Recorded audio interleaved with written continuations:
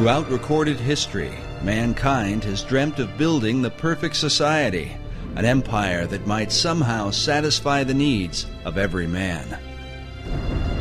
An ancient legend casts the shadows of one such society that is said to have existed long ago. 2,500 years ago, the Greek philosopher Plato set down a dialogue called the Critias. He recounted the story of an ancient Greek poet and statesman named Solon. Solon had journeyed to Egypt in search of wisdom to help the government of his beloved Greece.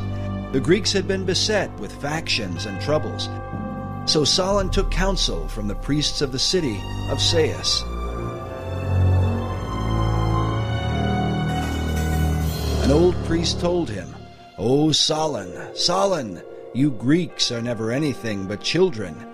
There is no old opinion handed down among you, nor any science that is white with age." The old priest then proceeded to tell him the story of the lost city of Atlantis. In the centuries that would follow, scholars and researchers have debated whether Plato's Atlantis was intended to be an account of real history or simply an allegorical myth.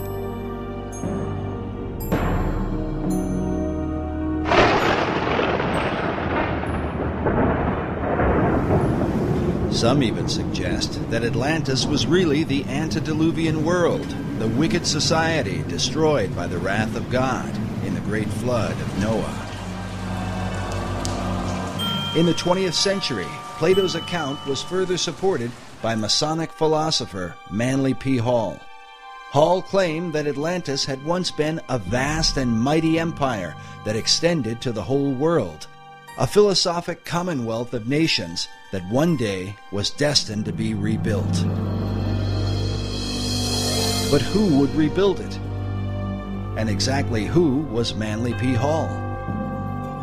Manly P. Hall was probably the most highly esteemed occultist and Freemason of the 20th century.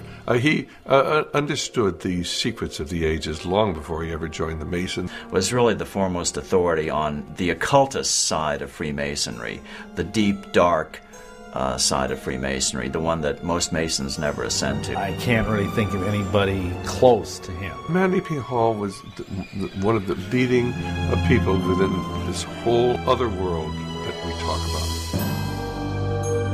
Hall authored over 200 books and is said to have given some 8,000 lectures on ancient philosophy. He is perhaps most remembered for his contribution to the mysterious Brotherhood of Masonry. Upon his death in 1990, the Scottish Rite Journal, a Masonic publication, noted that he was often called, quote, Masonry's greatest philosopher. Among his teachings was that contained in Masonry and all the secret orders was the ancient wisdom of lost Atlantis. Hall wrote that for more than 3,000 years, secret societies had been laboring to create a background of knowledge necessary to the establishment of an enlightened democracy among the nations of the world. According to Hall, these societies could be traced back to ancient Egypt and had for centuries known of a secret place hidden from the eyes of common men, a place that would one day be revealed. In the 17th century, as settlers were colonizing the New World, Sir Francis Bacon, the leader of secret societies in England, set down his classic work, The New Atlantis. While archaeologists and treasure hunters have searched the globe looking for the lost continent, 400 years ago, Bacon, like many of his contemporaries, believed that Atlantis was America itself. Well, Bacon, to me, was really fundamental in the American colonizational scheme and its connection to the new Atlantis concept.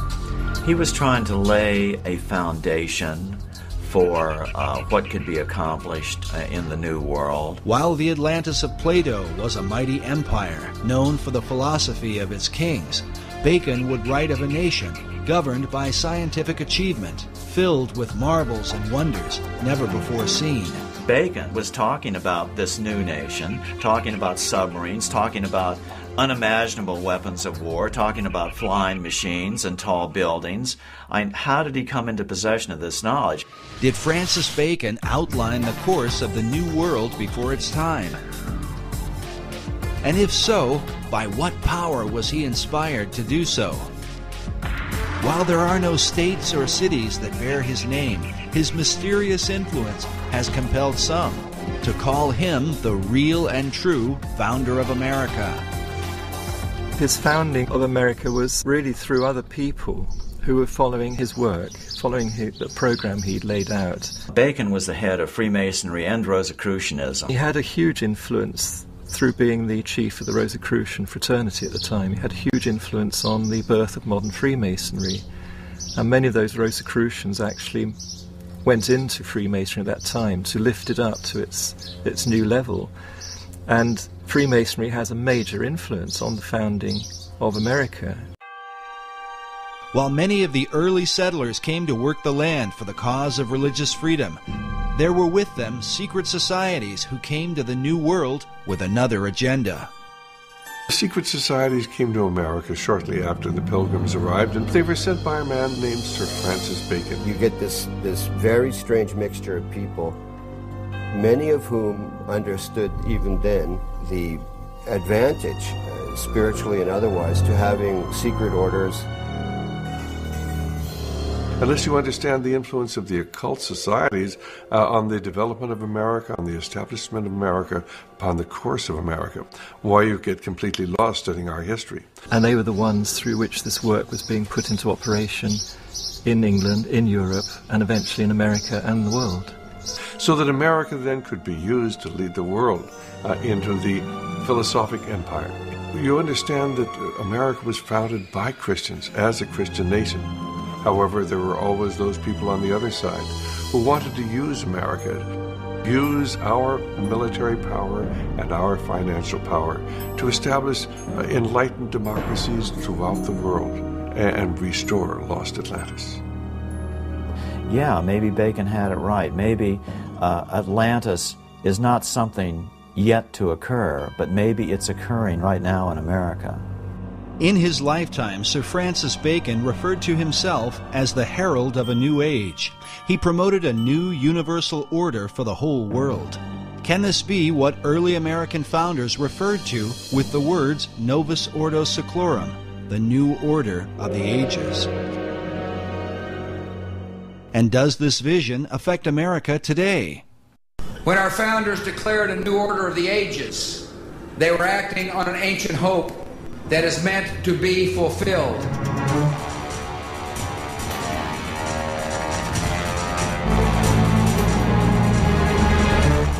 As America marches forward, spreading democracy throughout the globe, is she merely promoting freedom or fulfilling an ancient plan?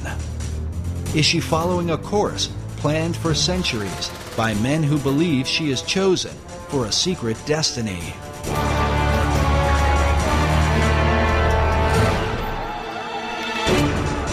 To understand the present and possibly the future, we look into the past as we unfold the secret mysteries of America's beginnings. Can America be the new Atlantis?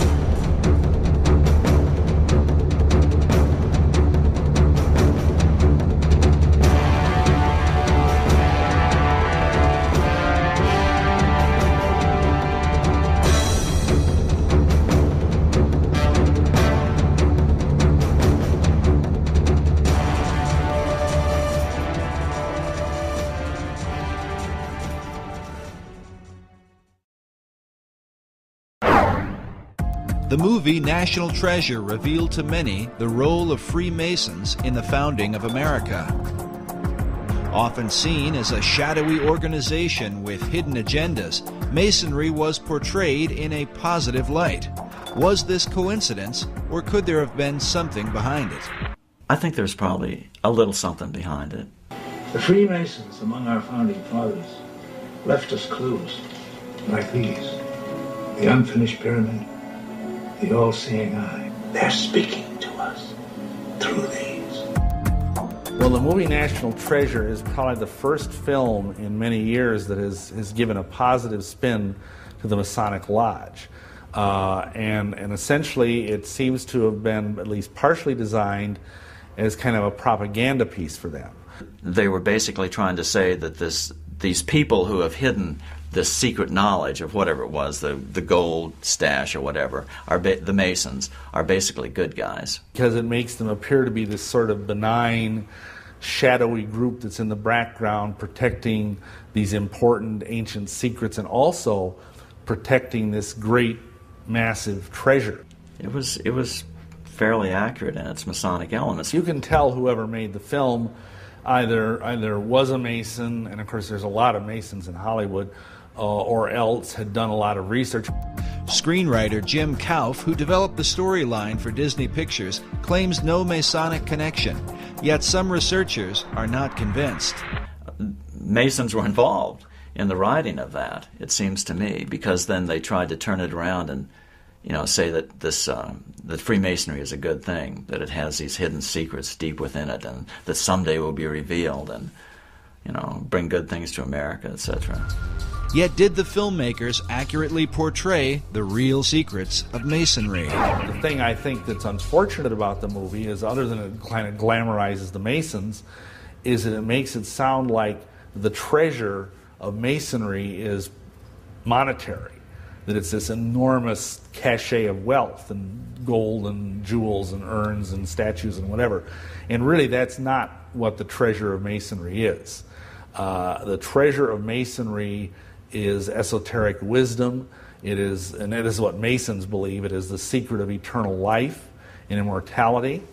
And that's an entirely different thing. Conspiracy theorists have suggested that the film was intended to mislead. But the question remains, if Masons were involved in the making of the film, what would motivate them to tell a story about a society sworn to secrecy?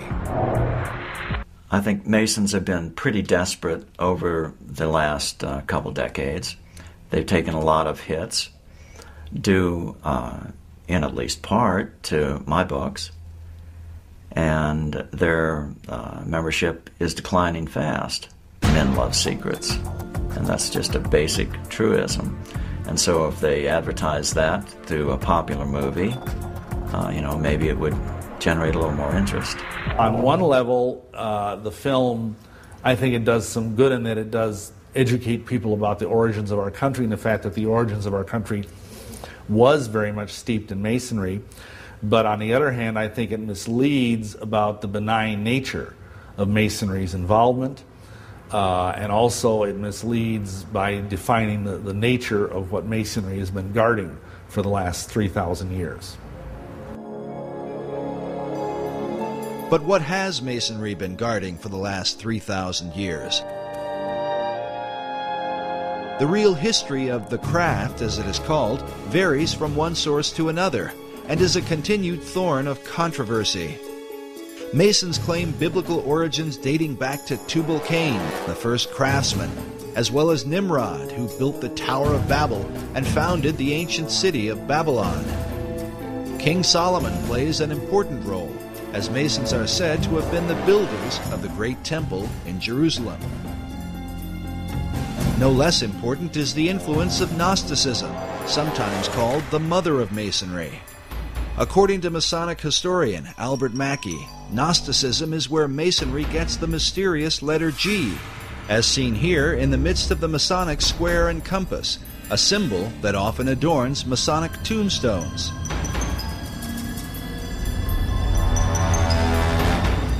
Known for rejecting the biblical Gospels, the Gnostics claim to be the real Christians, an issue the apostles spoke vehemently against in the New Testament.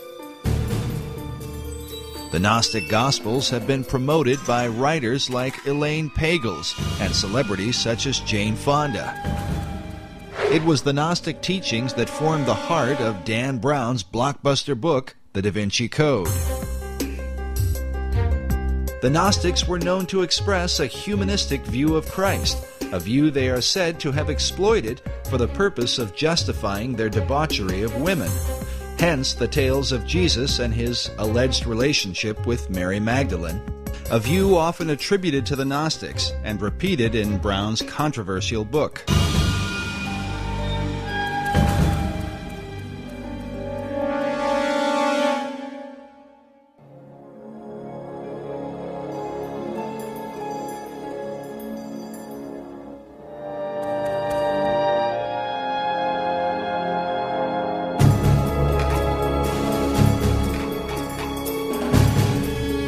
Masonry's most popular debates, especially with films like National Treasure and books such as The Da Vinci Code, Born in Blood, and Holy Blood, Holy Grail, seem to involve the mysterious Knights Templar, whose connection to Freemasonry is often seen at the Rosslyn Chapel in Scotland's capital city of Edinburgh. A place that not only reveals much about the Templars and Masonry, but within may be secrets to the founding of the New World. But whatever the connection or controversy, most Masons trace their craft back to the mysteries of ancient Egypt. Egypt is like pretty much the proximate fountainhead of all esoteric mystery teaching. After the example of the Egyptian craftsmen, the Masons carved their own imagery in the great structures of Europe. Secret signs and symbols were embedded into their work, the meaning of which was to be hidden from outsiders. These were the craft masons who actually built the temples. If you look at European architecture, you know all those big cathedrals in Europe, Cologne Cathedral in Germany, Notre Dame in Paris, Salisbury Cathedral in England, all those beautiful cathedrals were all built around the 1200s and 1300s. And it was these masons who knew their business, and they wanted to keep their skills secret. All the great cathedrals of Europe were built by stonemasons who had an understanding of esoteric lore, and they're basically riddles in stone. When Masons came to America, they practiced their trade in the same way they had in Europe, embedding secret codes within the design and foundation of the American colonies. Some believe this may account for the geographic location of the 5 great Revolutionary War cities. In particular, Boston, New York, Baltimore, Philadelphia, and Washington, D.C. have all been built in perfect alignment along the eastern seaboard.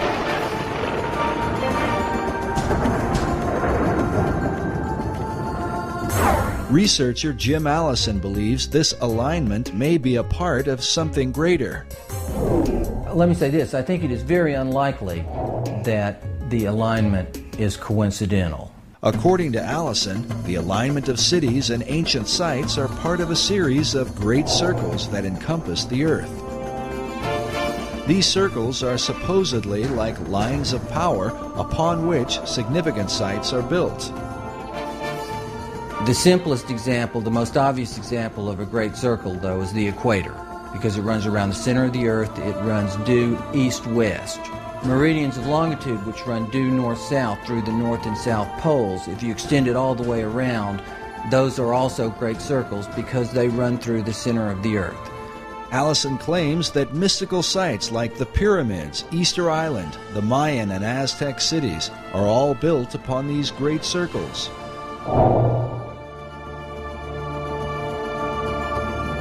In addition, one of these great circles contains the 5 cities that date back to the era of the American Revolutionary War. Washington, D.C., Philadelphia, Baltimore, New York City, and Boston are in fact aligned.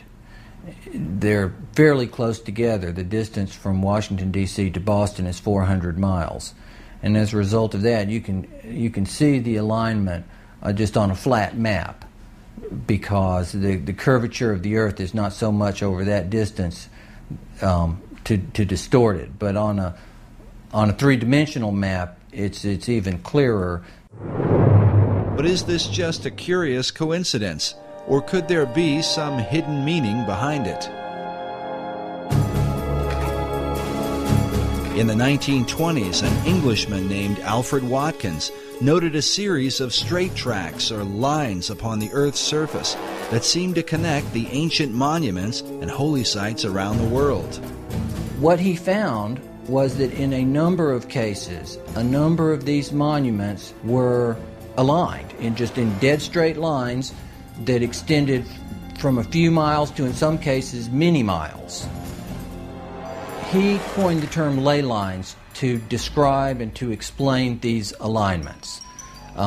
Watkins believed that there are some type of grid lines that run through the earth, of lines of energy or magnetism or electromagnetism or some other kind of attraction over the earth. And that's what he described as ley lines. Watkins believed that the builders of these sites were aware of these lines that ran through the earth and that they intentionally built these monuments on these lines. While Watkins' findings were not openly received by all, his views have been most often embraced by members of the esoteric community. In the occult, there's this concept of ley lines, L-E-Y, which are lines of force that some people say are like the acupuncture points of the earth. And you always want to build things on a ley line. All of the great cathedrals of Europe are built upon these ley lines, which are like currents of power. These currents of power are thought to have magical significance. Some believe they act as portals for spirits to travel to and from the ancient monuments that fall within these alignments. But the question remains, were such power lines important to the builders of early American cities? Were they aligned with a secret purpose in mind? It's very important where the pyramid of Khufu is built, the Great Pyramid. And it's very important where Stonehenge is built. There are several great circles that ancient monuments are aligned with. And in some cases, ancient and modern development is aligned with. Extending the alignment from Boston to the northeast towards Europe, the alignment crosses over the Atlantic and crosses into England and crosses over Stonehenge, which of course is one of the more significant monuments certainly in England and arguably anywhere. Can it be coincidental that the early colonists built these 5 cities in perfect alignment with each other and in perfect alignment with Stonehenge? Allison admits that many of the ancient monuments are aligned on ley lines or great circles within a fraction of 1 degree, a distance that sometimes equals 15 or 20 miles. But in the link between the Old World and the New, there is a 0 deviation between the 5 American cities and England's mysterious Stonehenge. According to Allison, they are perfectly aligned.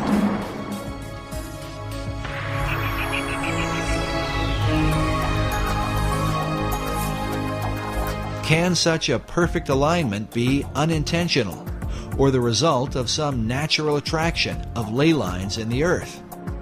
There's some dispute about that amongst people who studied these ley lines as to whether the builders were aware of an attraction and they built it for that reason, or whether there was possibly an attraction that they were unaware of, but nonetheless caused them to build these sites in alignment. But the simple fact is they are aligned.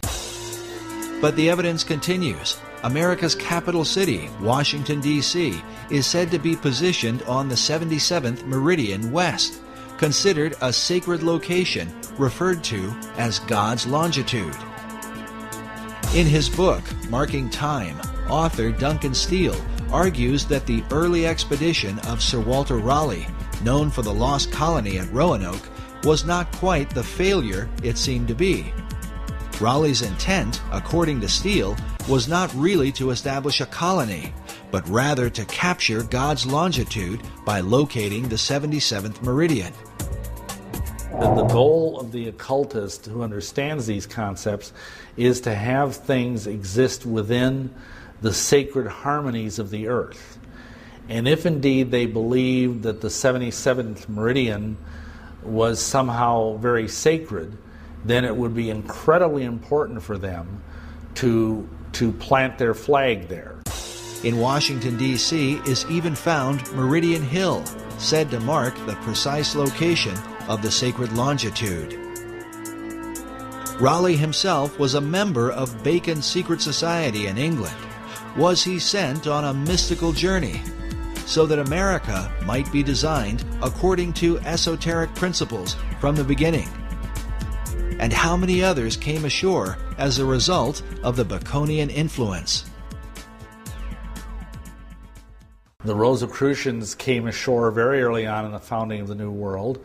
The Masons were also there from the beginning, and I think from very early on, this if you will, cartel, this occult cartel of various groups, basically had it as their goal to establish a society on this continent that was wholly given over to esoteric goals.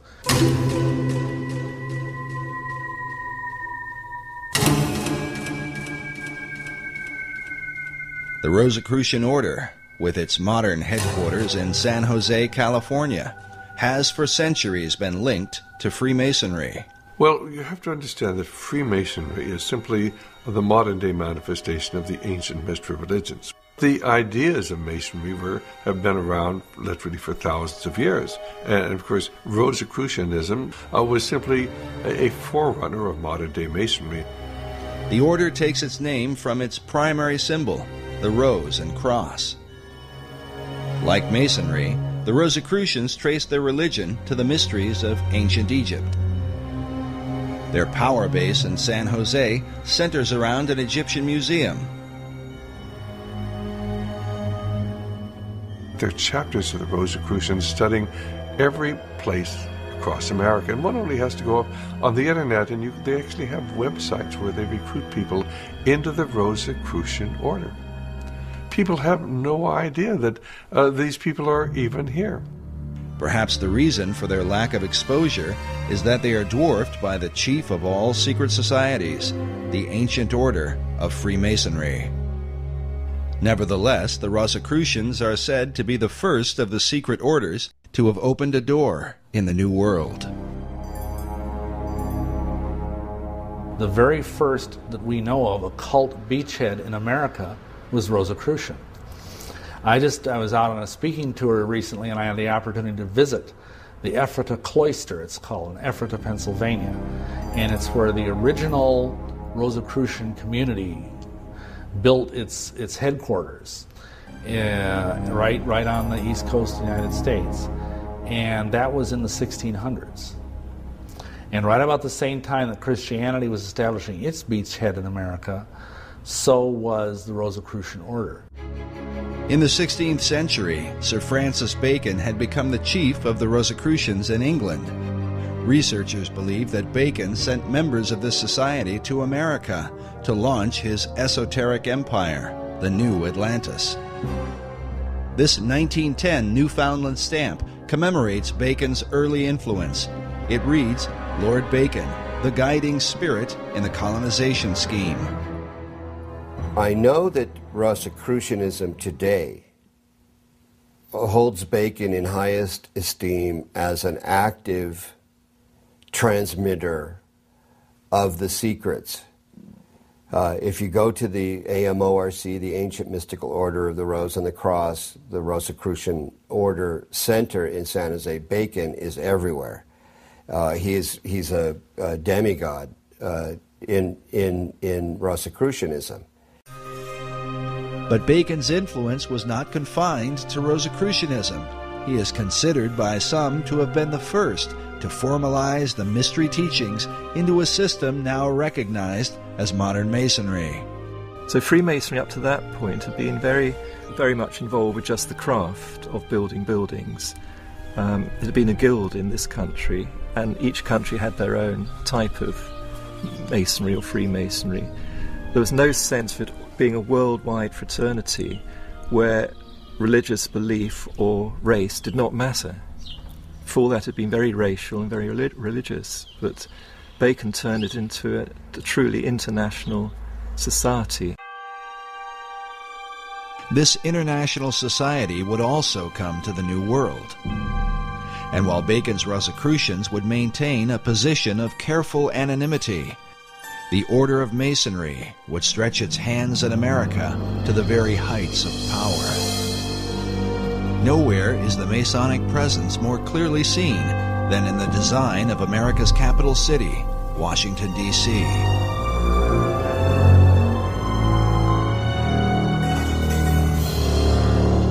yes, Washington, D.C. is completely based on Masonic architecture. The whole architecture is laid out in an occult manner with Masonic symbology. Every major building in Washington, D.C. has a Masonic plaque on it. I mean, the Masons have permeated, and the other secret societies have permeated our society since the very beginning. In his book, The Secret Architecture of Our Nation's Capital, author David Oveson confirms the esoteric influence of Masonry in the design and building of Washington, D.C. Oveson reveals the occult ceremonies surrounding the laying of the city's cornerstone, a ritual that involved the father of the nation, George Washington. 200 years later, in a ceremony commemorating this event, Senator Strom Thurmond, himself a 33rd degree Mason, is pictured alongside the cornerstone upon which is carved a Masonic square and compass. If you either look at the map of Washington, D.C. or try and drive in Washington, D.C., you think it must have been designed by a nutcase. But actually it was designed by a Freemason, a French Freemason named L'Enfant. I think Pierre-Charles L'Enfant was his name. And it's full of esoteric symbolism. Oveson writes that, like the pyramids of Egypt, the entire city was built in alignment with the stars, and suggests that the hidden purpose for the Masonic rituals is that America might be empowered by the gods of the ancient world. Can this be the reason for the pagan god and goddess images that have come to represent America? Tradition often claims that America was founded as a Christian nation only. But if this is the case, why are its symbols those of the pagan religions rather than images of Christ, the apostles, and stories from the Bible? Well, I think that this is where the great confusion comes in. America was founded as a Christian nation, but it was also founded as an occult nation. And there have always been two parallel forces here in America. One the Christian, one the occult, dating back into the 1600s. And until you understand that, you can't understand anything going on in the world today. The conflict between Christianity and the occult has compelled some to reject entirely the influence of God in early America. In February of 2005, CBSNews.com posted an article titled Our Godless Constitution. In it, author Brooke Allen wrote that our nation was not founded on Christian principles, but on Enlightenment ones. God only entered the picture as a very minor player, and Jesus Christ was conspicuously absent. A chief issue of debate are the very symbols that define the United States. Where did they come from, and what or who exactly do they represent? For many, the answers lie in the secret societies. I mean, you can see their influence on the back of the Great Seal of the United States, where in 1782 they put on a pyramid capped by an all-seeing eye with the slogan beneath, Novus Ordo Seclorum, the new secular order of the world. That was in 1782. It was put on the back of the Great Seal of the United States, hidden there until about 1935, when it was taken off the back of the Great Seal of the United States and put on the back of the American dollar bill, where it is today, symbolizing the influence of the secret societies on America. And you know, there are some of our Christian ministries that want to tell you that a cult symbol is a Christian symbol. It just goes to show how effectively the Christians have been misled, and they've been misled intentionally by people who've infiltrated the Christian movement and have told them, oh, this is a Christian symbol. Well, where in Christian symbology do you come up with a pyramid? Where in Christian symbology do you come up with a glorified eye light? This is all the symbology that everybody who's involved with the occult understands. The glorified or all-seeing eye is known as the Eye of Horus, one of the most important gods of the Egyptian mysteries. Other pagan icons include the Washington Monument, an obelisk normally dedicated to the Egyptian sun god. Meanwhile, the idea for the Statue of Liberty was taken from the Colossus of Rhodes, one of the 7 wonders of the ancient world, and combined with the imagery of the goddess of ancient Babylon, Queen Semiramis. But what do these esoteric elements tell us about the founding fathers of America?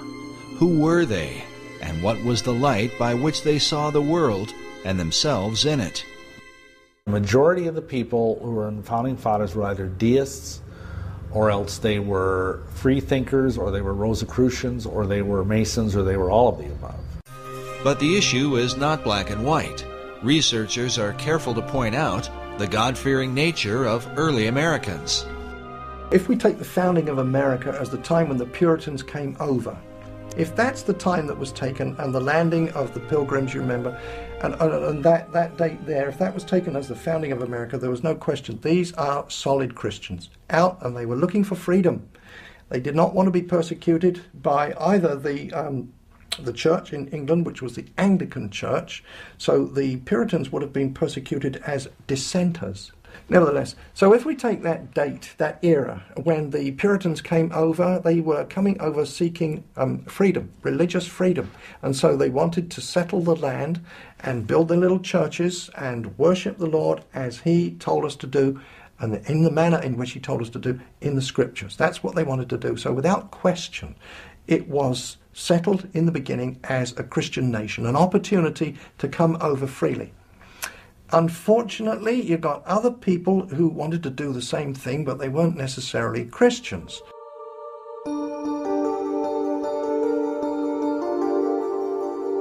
By far, the chief source of contention is the involvement of the Founding Fathers with secret societies, namely Freemasonry.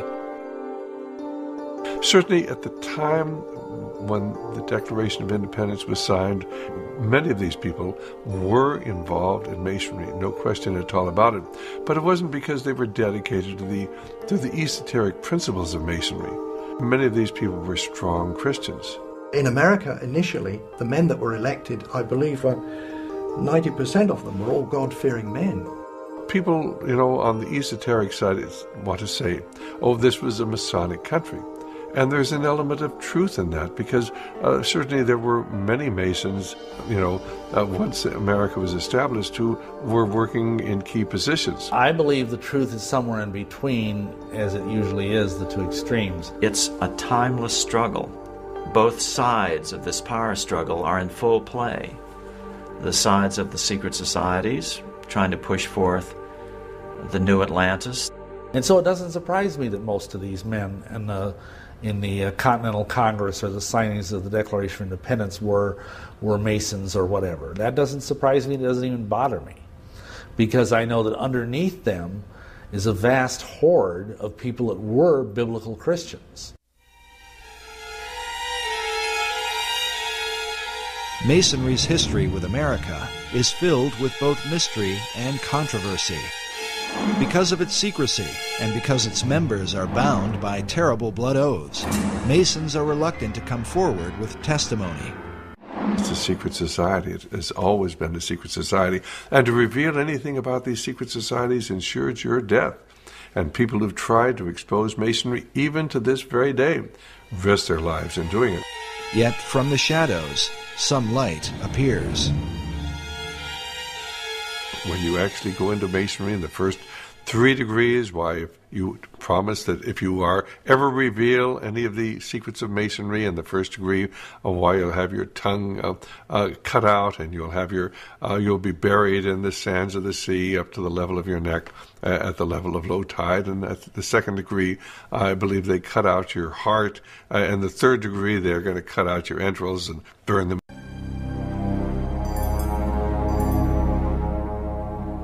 In the 19th century, a man named Captain William Morgan was murdered by a group of Masons who were bound by such blood oaths. Well, Captain William Morgan was a guy up in Batavia, New York in 1826. He was the first American to publish the first 3 degrees of Freemasonry, of the Blue Lodge. The things you had to say, the oaths you had to take.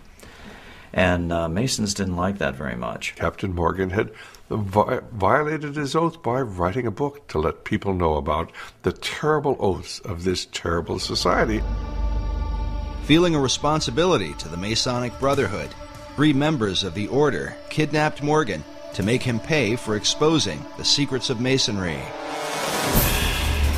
Hey, boy! Stop this! What is this? Didn't let you do it! Stop! He was captured by a group of Masons and taken and killed. And later on, the perpetrators made deathbed confessions of it all, so it was all very well known. Of these deathbed confessions, at least one has survived, given by a man named Henry L. Valance, whose insight into Morgan's final moments provides a heart-wrenching account. While Valance was never brought to justice for the crime, his final confession revealed a conscience haunted by a lifetime of guilt. If the mark of Cain wasn't upon me, the curse of the first murderer was. The bloodstain was upon my hands and could not be washed out. Valance revealed how a council of 8 Masons had condemned William Morgan to death. Council. They made a decision and decided your fate. Are you ready to pay for your betrayal? Talk to me, man. I've done what was right. And how Morgan had pleaded for his life on behalf of his wife and children. He commenced wringing his hands and talking of his wife and children, the recollections of whom in that awful hour terribly affected him. Please, my children, my wife. His wife, he had said, was young and inexperienced, and his children were but infants. You should have thought about that before you turned us in, before you wrote the book. May God have mercy on your children, because we will not have mercy on you.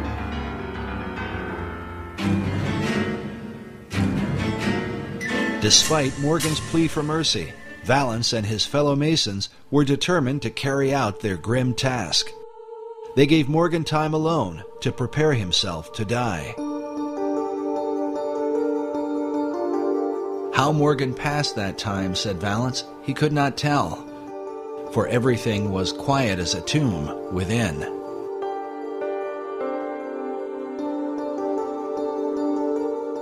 When they returned, they bound his hands and led him away to the awful fate they had prepared for him. The story was he was actually drowned after being mistreated horribly for a period of time. Well, when the word of this got out, and people began to realize this dangerous influence of Masonry within our society, why the membership of the organization fell off dramatically. As one investigator put it, as one writer put it, Freemasonry, which was rampant throughout the country at that time, almost dried up overnight. The public outrage over Morgan's death was profound, but when those who had murdered him were sought out, the people of the United States discovered that justice was not so easy to obtain.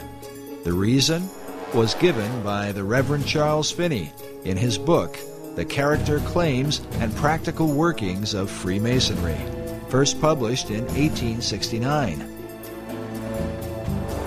Finney was a former Mason who lived through the Morgan affair. He claimed that justice in the case was impossible because nearly all the civil offices in the country were in the hands of Freemasons. According to Finney, even the newspapers of the day were completely under their control. Finney writes that it was found that they could do nothing with the courts, with the sheriffs, with the eyewitnesses, or with the jurors, and all their efforts were for a time entirely impotent. So this turned into a big brouhaha. It was a big Masonic scandal because it was all known. The Morgan incident became an issue of national importance, not simply because a man was murdered, but more importantly, Americans began to realize that their supposedly democratic country was being secretly controlled by the Masonic Brotherhood. And this led even to separate political parties, anti-Masonic political parties being formed, and they were even called the Anti-Masonic Party. They ran candidates for president and they were significant parties. They weren't just minority parties. So it was a really big deal. The Anti-Masonic Party was the first third party in American politics and eventually became the Whig Party, which is more widely recognized. The party itself was led by former President John Quincy Adams, who wrote a collection of letters and essays against Freemasonry. How can you have a free society when you have people who belong to these secret societies and have sworn these terrible blood oaths? You can't have a free society. And that's what John Quincy Adams was writing about. Adams wrote, "I do conscientiously and sincerely believe that the order of Freemasonry, if not the greatest, is one of the greatest moral and political evils." As a result of the Morgan incident, a series of official investigations took place. In 1829, a New York State Senate committee published its findings on Masonry, stating that its members were found in almost every place where power is of any importance. 5 years later, in 1834, a joint committee in Massachusetts reported that Masonry was, quote, "a distinct independent government within our own government and beyond the control of the laws of the land by means of its secrecy." Well, the influence of Masonry has always been here since those days. And, of course, within 15 or 20 years, why the membership of Masonry had reconstituted itself. It said they got down to only about 5,000 members there when Masonry was really exposed. But people soon forgot about the terrible things that had happened. And the fact that if you were a Mason, they really would kill you. Most people look upon Masonry as simply a fraternity, and these oaths have no meaning. But tragically, they do. A monument was erected in Batavia, New York, and remains to this day, in remembrance of what happened to William Morgan. The inscription on its base reads, "To the memory of William Morgan, a native of Virginia, a captain in the War of 1812, a respectable citizen of Batavia, and a martyr to the freedom of writing, printing, and speaking the truth. He was abducted from near this spot in the year 1826 by Freemasons and murdered for revealing the secrets of their order." The monument goes on to tell the reader where they can find the historical records that document the Morgan account.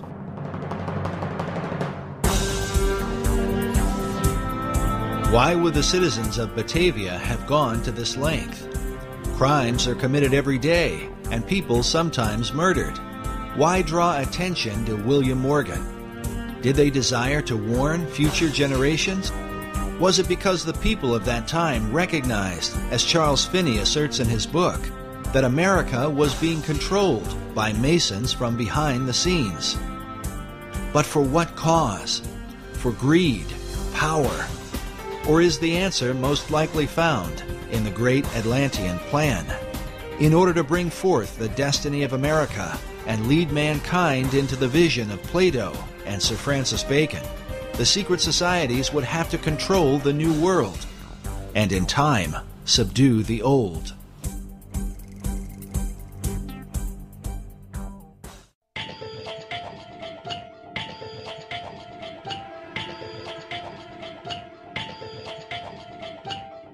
But how to bring about this utopian empire? In his writings, Sir Francis Bacon called for a universal reformation of the whole wide world. To bring about this reform, some believe the secret societies launched a world revolution. People do not understand that our revolution was the first in a series of revolutions that began in 1776 and extended right up until the Cuban Revolution in 1959 when Fidel Castro came to power. And this is a series of revolutions to transform the world. While most Americans did not fight the War of Independence for the cause of global revolution, it is undeniable that secret societies played an important role and that many of America's founders were Freemasons. Many of them were Masons, but they were into Masonry because, of course, this was the only way that they could protect themselves. This was the only way they could keep from being found out. So they were plotting a revolution. They had to have a means of maintaining their secrecy. I think Masonry was, in fact, used as a built-in network, a secret network in which to foment the American Revolution. They didn't have to put a network together. It was already there. All they had to do was sort of ride on the back of Freemasonry to make the American Revolution work. And work it did with the help of Masonic ingenuity, beginning with the kickoff event, the Boston Tea Party.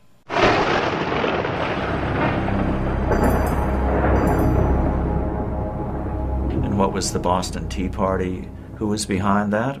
Who were the raiders of the English tea ship? Admittedly, at this point, it was the Masonic Lodge in Boston. They were all Masons. It was the Masons wanting to implement this revolution. The leader of the men who dressed up like Indians and threw the tea into Boston Harbor was the legendary Paul Revere, whose famous ride would alert Americans that the British were coming. Pictured here with a teapot commemorating his rebellion, Paul Revere was a prominent member of the Masonic Order. George Washington, known as the father of our country, along with many of his generals, were also Masons. Yet Washington's involvement with Masonry is hotly debated. Our information is that he did not do anything with the Masonic Lodge for the last 30 years of his life. The debate centers around a letter written by George Washington to the Reverend G.W. Schneider on September 25, 1798, just 15 months before Washington's death. In the letter, Washington says specifically, "I must correct an error you have run into of my presiding over the English lodges in this country. The fact is, I preside over none, nor have I been in one more than once or twice within the last 30 years. And in Washington's case, I defend him by saying the Masons are very secretive. When they approach a man to be a member of their organization, they will not and cannot tell him what it's all about. But what they can do is to say, well, you see, there were all these famous people. They were Freemasons, and they can name off the kings, and today, of course, they can name off Washington. And so the candidate will then argue to himself, well, who am I? I'm just a little guy, you know, or I might be a senator, but nevertheless, who am I compared with these? If it was good enough for them, surely it's good enough for me. If it's secret, it's going to be a good thing. So they get in, and they're not told the whole story. They're not told in the first, second, or even third degree. They're not told the whole story, but little by little, as they acquire more knowledge, and as they are deemed to be faithful to the cause, they are told more. And that's just how they get the people in. It is only fair to mention that many Masons continue to insist that Washington was very active in the craft. Yet there is no debate about the Masonic membership of Benjamin Franklin, who is deeply involved not only with Masonry, but a whole variety of secret societies in America, in England, and in France. Societies that had everything to do with his success during the American Revolutionary War. Benjamin Franklin is a very paradoxical, complex fellow, as might be expected for someone who was such a great genius. But at times he seems like he's a Christian. At times he seems like he's a scoundrel. At times it seems like he's a Luciferian, and at times it seems like he's a Rosicrucian. He was a strange character, Benjamin Franklin, a sort of a shuttle diplomat between Philadelphia and Paris and London, England. He was, of course, an ambassador in Europe, and when he was over in Europe, he became a member of a group called the Hellfire Club, which was a kind of pseudo-satanic organization in 1700s. It was founded by an English nobleman named Francis Dashwood, and it basically existed as a place where men could gather and have orgies and worship the devil and basically get loaded and do whatever they wanted, under the guise of it being a satanic society. The Hellfire Club was a part of the so-called gentlemen's clubs of 17th and 18th century England. While the debauched behavior of these groups was initially tolerated, once they began to dabble in satanic rituals, they were forced to go underground, literally. Hellfire Club, as a matter of fact, I used to live quite near that place. It's on the west side of London, at a place called West Wickham. It's a hill. It's a chalk hill, now of course covered in grass, and on the top of that chalk hill is a church. On the top of the church there's a golden ball. There's a cross on top of that. Now that's a Christian church, but inside the hill is a cave. Often those chalk hills, they do have caves inside them. It's the way they're formed. And in the cave there, they would gather together. Now, I don't say that it was the church, the occupants of the church that gathered there, but whether they knew it or not, the Hellfire Club would hold their meetings once a month underneath the church. And Benjamin Franklin would go and visit that at the times when he came to visit England, yeah. He was very much apparently into some of the ideas of the esoteric movement of his day. A book on witchcraft, magic, and the supernatural claims that Benjamin Franklin often came to Sir Francis Dashwood for information on the occult. Dashwood himself was said to be a Rosicrucian and leading member of the secret orders. In this portrait, we see a young Francis Dashwood with his hand posed in a fist-like position. In Masonry, this hand signal is known as the lion's paw, and is used in Masonic ritual. Among Satanists, however, this same gesture is said to be called the devil's claw. While it cannot be said how deeply involved Franklin was with the occult, the Hellfire focus on drinking and debauching women would certainly have agreed with his character. He was very famous for being a ladies' man. He was very much a playboy, which of course would be contrary to being a devout Christian. The Hellfire Club had great disdain for Christianity. In fact, they did not call themselves Hellfire, but rather the monks of Medmenham Abbey. Such parody was the influence of a French priest named François Rabelais, condemned as a heretic for writing a series of perverse comedies called Gargantua and Pantagruel. In them, Rabelais mocked religion, glorified immorality, and defended man's right to pursue without restraint the desires of his own will.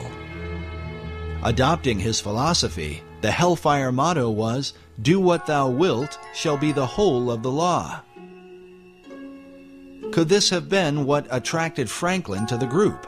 An opportunity to escape the puritanical tendencies of America, while in England to pursue lusty desires that would have been openly condemned by his fellow countrymen, at least at that time.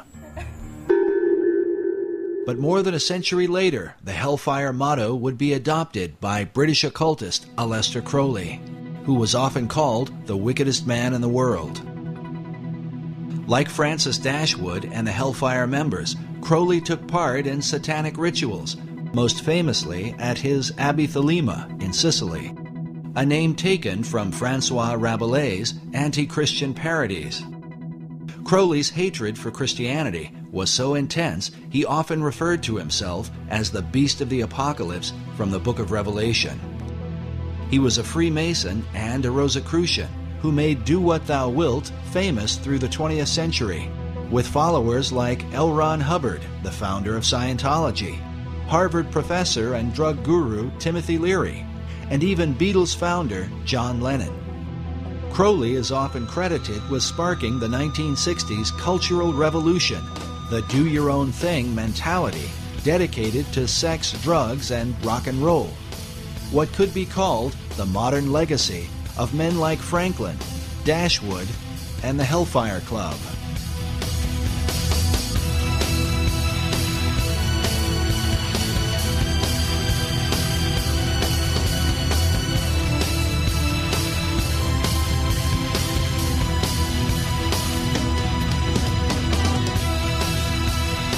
But wait a minute.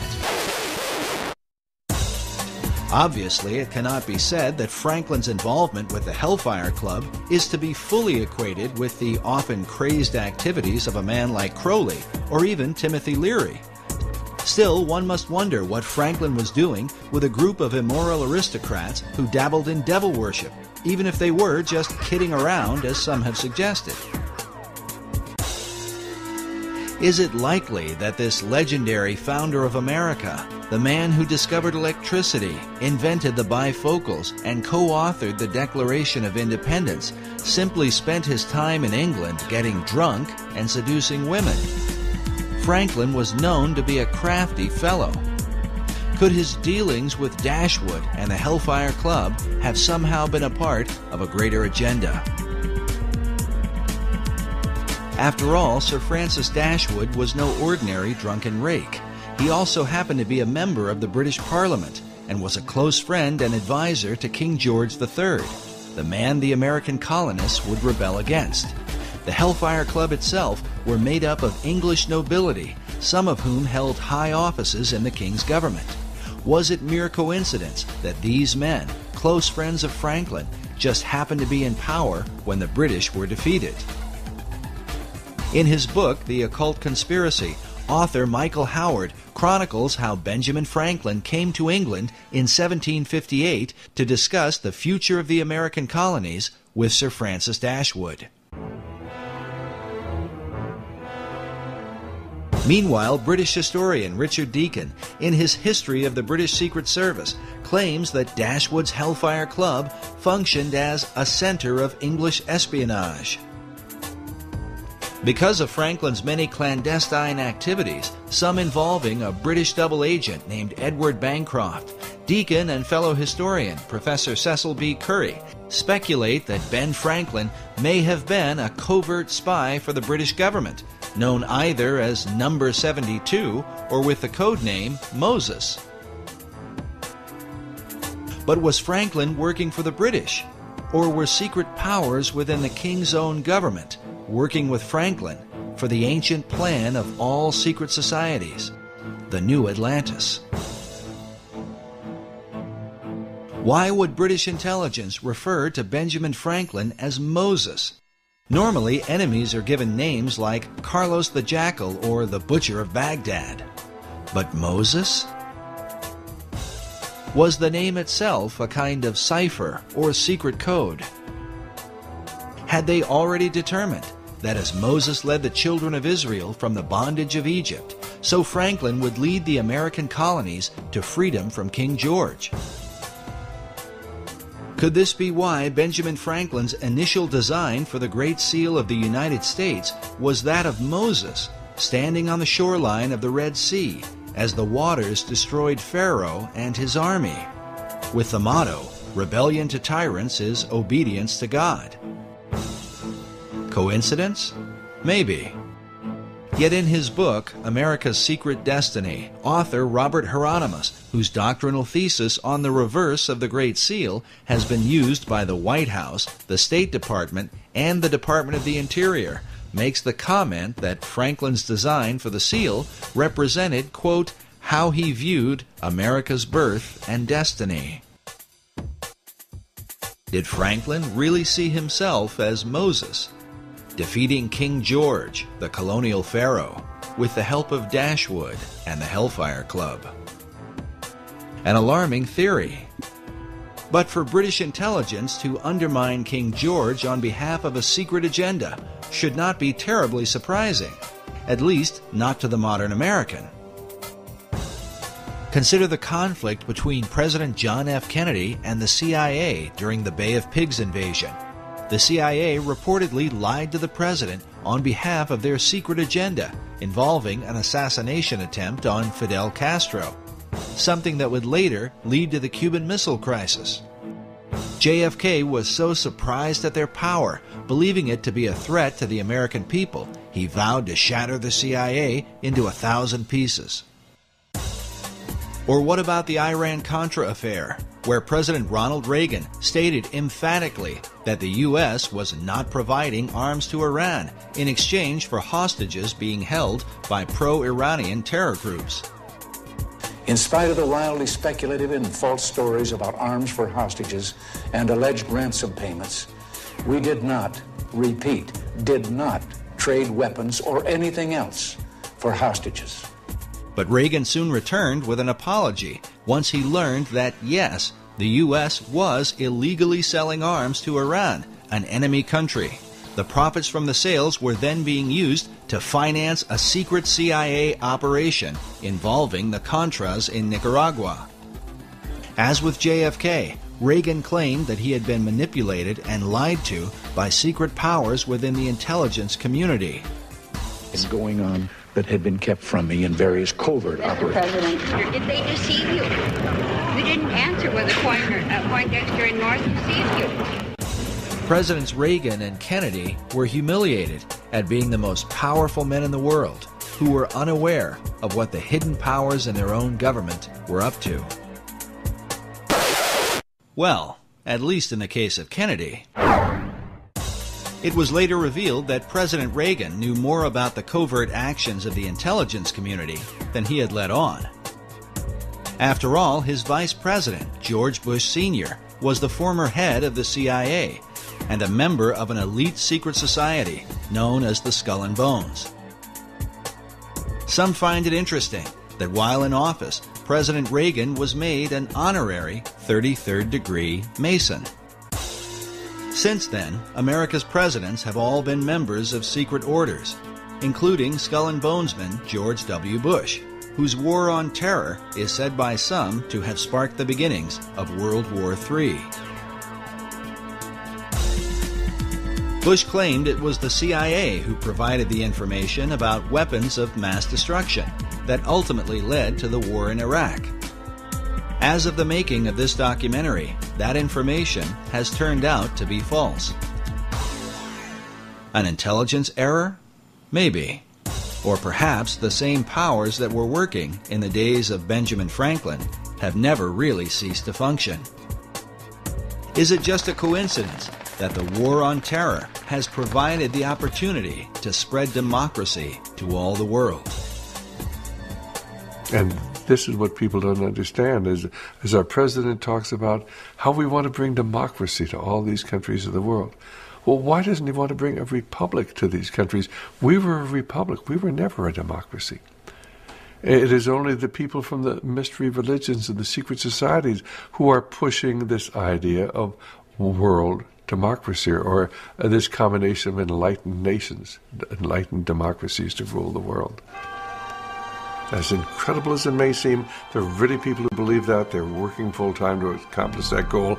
And until you understand that they are the primary force behind the wars of this last century and World War III, which we are entering into today, unless they understand that the whole idea is to create this reestablishment of what they would believe is lost Atlantis, this wonderful utopian society that they believe existed eons ago.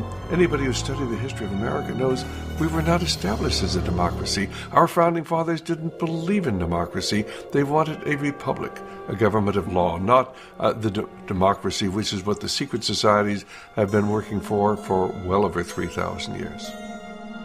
Could this be the secret behind what's happening in the world today? And was this the underlying motive in the war for American independence? To wrestle the new world from the power of the old, that it might in time be used to bring forth the great Atlantean plan, envisioned by Sir Francis Bacon. Benjamin Franklin certainly knew the works of Francis Bacon and all the ethics and things that he was trying to establish.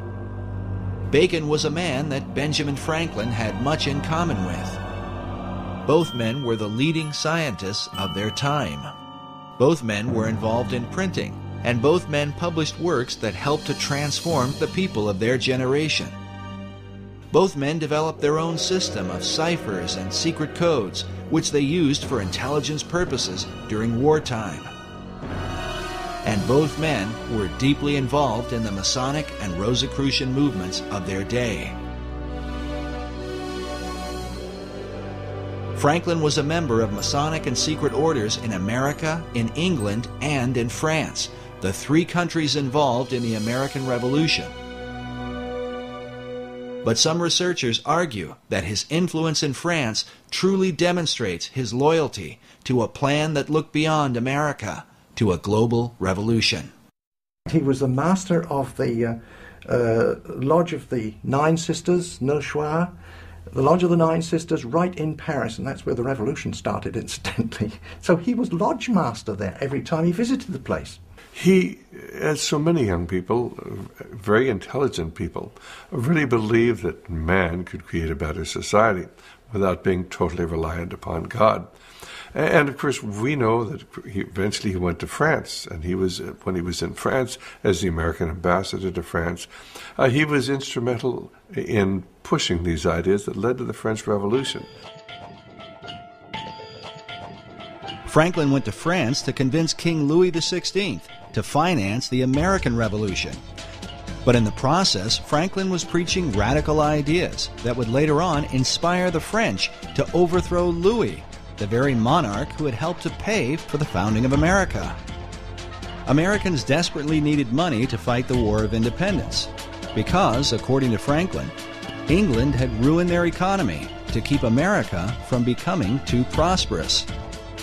When he was ambassador to England, the Bank of England said, how come America, the representatives of the Bank of England said, how come America is getting so rich? And Franklin, in his autobiography, recounts the story. He said, well, that's easy. In America, we create our own money and we owe no interest to pay to no one. So the Bank of England said, oh, that's very interesting. So they immediately had passed through Parliament the Currency Act of 1764. And what did the Currency Act do? It outlawed the creation of America's own money and put America on the gold standard, made Americans pay their taxes in gold or silver coin, which of course was very scarce in the American colonies in those days. So what was the result? It immediately plunged America into a deep depression. Franklin says that this depression, and everyone in America was well aware of what the depression, who caused the depression, why it was caused, just because England outlawed America just simply printing its own money, and that it was this Currency Act of 1764 that was really the root cause of the American Revolution, because it caused so much unemployment and a terrible economic upheaval. And Franklin's quote is, we could have endured a little tax on tea and other matters, but it was England's taking away our ability to create our own currency that was really the root cause of the revolution. And so King Louis supported the American cause through financial aid and the use of troops. But some years later, many of the French soldiers who fought for America would return to France to fight the French Revolution. Among their leaders would be an American hero, the Marquis de Lafayette, who served alongside George Washington. Lafayette was also a Freemason and close acquaintance of Benjamin Franklin, the man who seemed to be the friend of nearly all the revolutionaries of the day. It was Benjamin Franklin who initiated Voltaire himself in 1778. He could then brag and say, oh, Voltaire was a Mason. Oh, people would say, if it's good enough for him, it must be good enough for me. I don't know what it's all about, but it sounds like a good thing. While the writings of Voltaire inspired the French revolutionaries, Americans were compelled by another of Franklin's close friends, Thomas Paine. Thomas Paine was a member of the Lunar Society. Benjamin Franklin would go and meet with them, yeah. Anyway, he recognized in Thomas Paine that the fellow was, he was pretty good at writing. And so he brought him back with him to Philadelphia. And he wrote the pamphlets that started the revolution in America. It was a little booklet called Common Sense. Thomas Paine wrote that, and it was kind of inciting people to war against King George III. With the help of Paine and his fellow Masons, Franklin worked to create the revolutionary mentality among the colonies. Yes, Franklin developed the concept of the virtuous revolution. The thought of revolting against a monarch amongst European people was absolutely anathema. It went totally against the European mindset of the divine right of kings, where government is of God, kings are appointed by God, and so the virtuous revolution was something really different. But not all Masons went along with Franklin's ideas. like the man known as the Great American Trader, Benedict Arnold, also a Mason who chose to side with the British during the war. Nevertheless, for good or for ill, Masonry was clearly at the helm of the War of Independence. It seems ironic, however, that American Masonry today owes its allegiance to the very country it rebelled against. Modern Masons trace their official beginning to the United Grand Lodge of England, founded in 1717. The official start of modern Masonry is in 1717 in the Apple Tree Tavern in London, where the first Grand Lodge of England was convened. And that's called the Mother Lodge, because essentially all English-speaking lodges precipitate out of that. And for example, all American lodges, all the different Grand Lodges of the different states, all ultimately owe their allegiance and their warrant to the Grand Lodge of England. Yet prior to the formation of the Grand Lodge, the seeds of modern Masonry had already been sown through the work of Francis Bacon. Francis Bacon established the Masonic organization, that whole body that was established by Francis Bacon. The ethical programs that were inherent within that, he was responsible for all those. His philosophy, his ethics, his literature that he was responsible for would certainly be known to Benjamin Franklin. Was Franklin following Bacon's plan? Was it mere coincidence that he was a chief catalyst in the launching of the American Revolution? Or that his influence would also bring about the revolution in France? Masonic philosopher Manly P. Hall wrote that not only were many American founders Masons, but they received aid from a secret and august body existing in Europe, which helped them to establish this country for a peculiar and particular purpose, known only to the initiated few. Hall further suggests that Benjamin Franklin was among those few. In his book, The Secret Destiny of America, Hall writes of Franklin's involvement with the plan of Francis Bacon.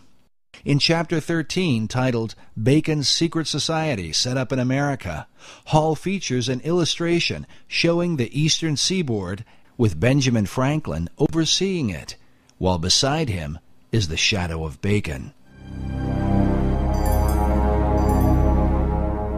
Hall claims that Franklin spoke for the secret societies and that most of the men who worked with him in the early days of the American Revolution were also members.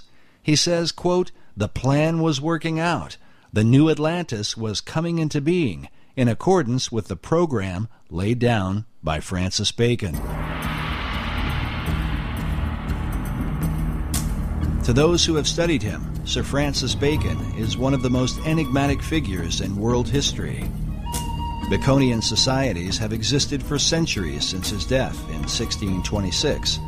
All of them credit Bacon with the great advancements of the New World. Bacon is such an interesting character, such a complex character. He was right at the center of the storm politically. He even claimed in one of his writings that he was in possession of all knowledge. You can't say that he was ignorant of the Christian concept. He obviously had some concept of Christianity and speaks of the Lord Jesus Christ, and yet he's a proponent of the New Atlantis concept.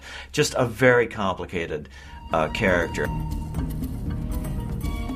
Bacon is known as the father of modern science and the grandfather of the English Enlightenment.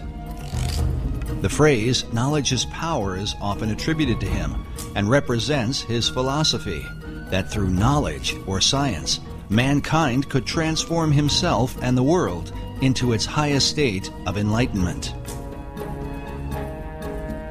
His dedication to science and learning led to the birth of England's premier scientific organization. When the Royal Society of England was formed in 1662, they named Bacon as their model and inspiration. There's a book written by Thomas Sprat, who was the first president of the Royal Society. So this goes back to the early 1700s, and he wrote a history on it. And he acknowledged there that Francis Bacon was the originator of the idea. Yet even beyond the Royal Society, 20th century historian Will Durant wrote that the whole tenor and career of British thought have followed the philosophy of Bacon, a philosophy brought to America and furthered by some of her most influential leaders. Thomas Jefferson considered Francis Bacon one of the three most important men in history, along with John Locke and Sir Isaac Newton. It is even said that Jefferson believed he was fulfilling Bacon's dream for a new Atlantis by founding the United States. As a result, nearly all Baconians credit Bacon with the founding of America. This painting, once owned by Baconian author Marie Bauer Hall, shows the North American continent with the spirit of Bacon rising from the midst. Above his head is the all-seeing eye of Horus in the midst of a triangle, while upon his cloak is the rose and cross, the symbol of his Rosicrucians. Despite these things, little is mentioned about Lord Bacon in the history books of America. There are no states, cities, towns, or schools named after him, which begs the question, other than Benjamin Franklin and Thomas Jefferson, which of the founding fathers did he really influence? Which of those founding fathers were most influenced by Bacon's work? I would suggest it was all those who were Freemasons. Well, I think probably all the first presidents of America who were Freemasons, you could say, were influenced by him because of the influence that went into Freemasonry, but by Bacon. But I expect some were more influenced than others, or more inspired than others, and some may not even have known that Bacon was behind it all, in the sense of an inspirer. But maybe they all did. I mean, they were pretty intelligent men.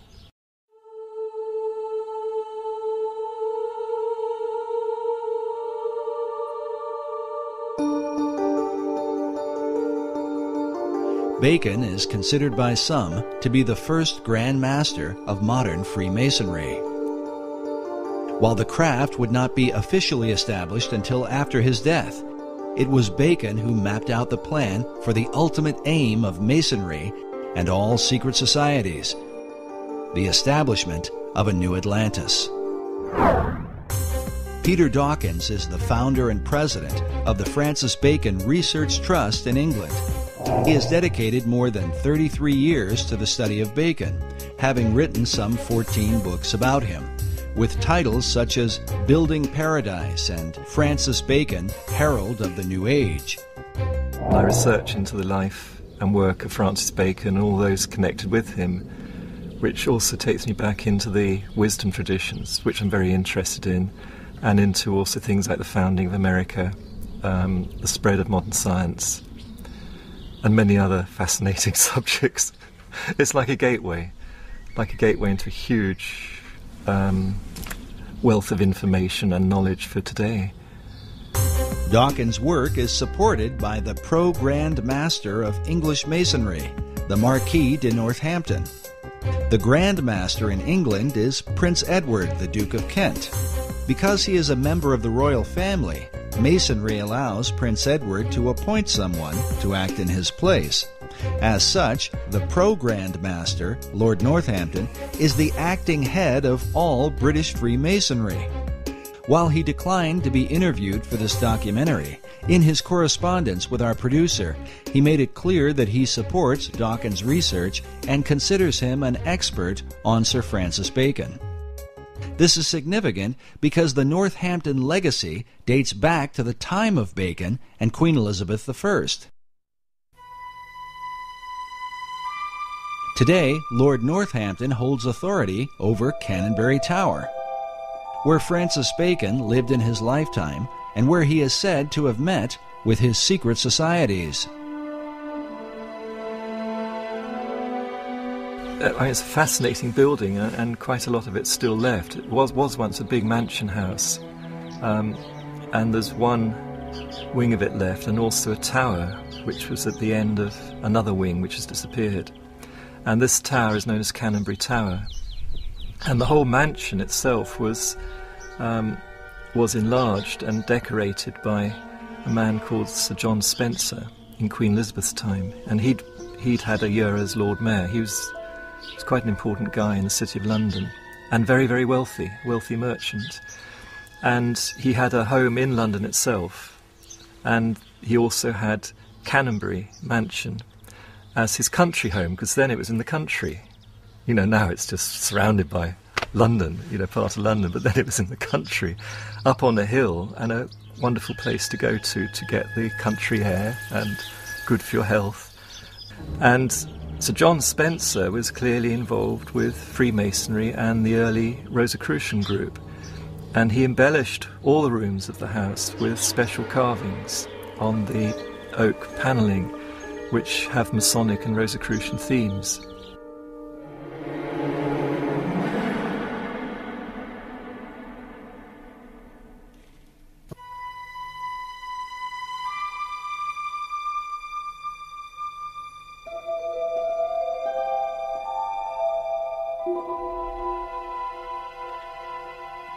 And particularly the fireplaces are done very, very carefully and specially.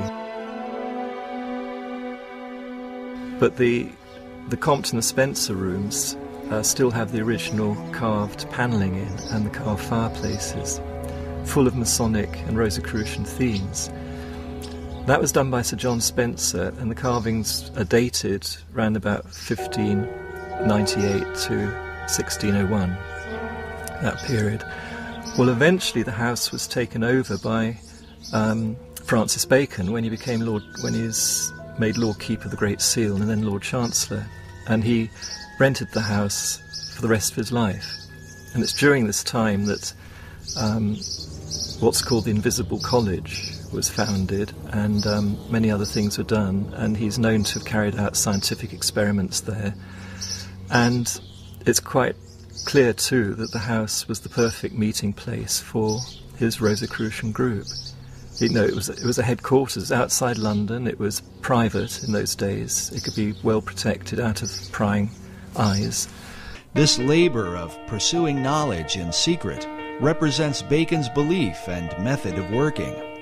In his New Atlantis, he wrote of a society that observed all things, but was known by no one.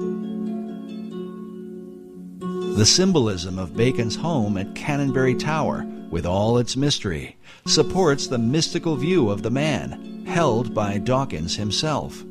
Well, using sort of Eastern terms, I'd say he was a master, but what in India they call a real master.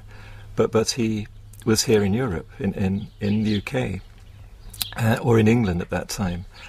And he was just an extraordinary being. I actually think that he was the one that Paracelsus made the prophecy about, called Elias the Artist, referring to Elijah.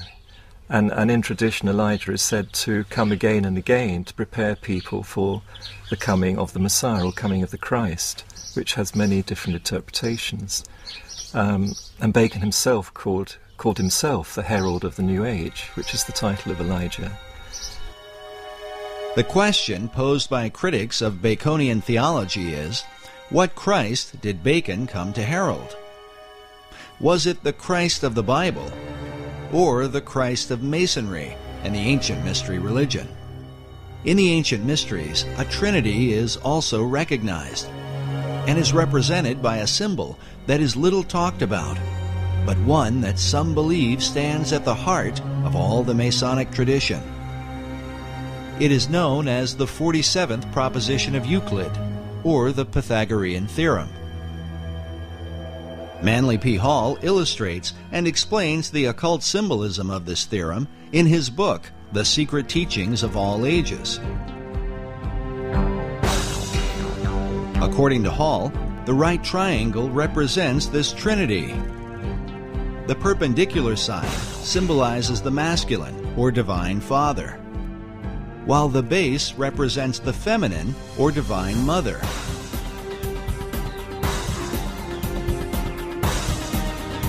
Finally, the hypotenuse is looked upon as the offspring of them both, the divine child, who is sometimes called the Masonic Christ. Was this what Bacon came to herald? A Christ that delivers man through knowledge or science. According to Peter Dawkins, Bacon's desire was to deliver mankind from the fall he had suffered in the Garden of Eden, to restore him to paradise through what he called the 6 days' work. So he always believed that as man was made in the image of God, as the Bible says, therefore we should imitate what God does. All his work imitates what he's learnt from the Bible and from the interpretations of the Bible. And so the 6 days' work of creation is how to create paradise, because that's in the Bible what's created as a result of the 6 days' work. So he calls his great instauration also the 6 days' work, 6 days' work of creation. And it's all planned out according to what he understood about what those 6 days or stages of creation can mean when interpreted into the human role, what human beings can do. While Bacon based his understanding on the Bible, Dawkins admits that his approach was not through traditional Christian doctrine, but rather a mystical view based on the teachings of Kabbalah. He worked like a Kabbalist. He was a master of the Kabbalah, and particularly the Christian Kabbalah. The Kabbalah goes back through the Hebrews, through Moses, to ancient Egypt, and before that it's said to Enoch, who was the great initiate and king of Atlantis. And it said all the teachings come from Enoch, including this Kabbalah. And Bacon was a great master of Kabbalah. His whole work is based on Kabbalistic principles. While explaining Kabbalah could go on indefinitely, it might be generally called the Jewish version of the ancient mystery religion. In the modern world, Kabbalah has gained popularity among celebrities and is practiced by Barbra Streisand, Mick Jagger, Roseanne Barr, Britney Spears, Jeff Goldblum, Elizabeth Taylor, Paris Hilton, Demi Moore, Winona Ryder, and of course Madonna, who has become a principal spokesman, much to the objection of some traditional Jews. In short, Kabbalah is designed to lead mankind to perfection, where man becomes a godlike being. It is a system that goes hand in hand with the concept of building paradise on earth. Sir Francis Bacon, the great Kabbalist, believed that the pursuit of science, or knowledge, was the way to achieve this great work. Most schoolboys used to know who Francis Bacon was and what he contributed to our knowledge today, and it was the method of science. Well, his first most public and fundamental effect he had was to form the basis of modern science, which is the experimental method. So he promoted what Socrates had also promoted, which was to not just think in your mind and argue, through arguments and so on, which is an Aristotelian method, but actually go out and look what is there in reality, in nature, and study nature and derive your thoughts and ideas from that and base experiments on that to see if they work. Then if they work and if they're useful, and they're proved useful over a length of time, then you might consider you've got perhaps a bit of truth. And then you build on that. Well, up to Bacon's time, most of what one could call science, which was not really properly existing as such, except in the mystery schools, in all university, academia and so on, was just producing arguments after arguments. You see, up until Bacon's day, it was the church that was in control, and in fact the church was in control up until about the 1800s. So the church was in control, but the church hierarchy wasn't necessarily pure Christian. There was a lot of people that were there because they could handle 3 or 4 languages and they had great intellect, but were they Christians? Real Christians? No, likely they were not. They knew their scripture, of course, but they were operating by the world system, and so the world system corrupted them. This corruption extended to their powers of discernment. While the Bible teaches that men should prove all things, many church academics in the Middle Ages trusted in an unsound method of deductive reasoning, based upon a faulty understanding of the Scriptures. And typically it would go this way, to give an example. They would take from the book of Acts where it says, and the gospel was preached to the whole world. That's one statement. Now the common statement that goes with that is, but the disciples and the apostles never went to the whole world. And therefore you could deduce from those two statements that, well, there were no people on the other side of the world to preach to. You see, well, obviously were, because the explorers found there were people in Australia and Tasmania.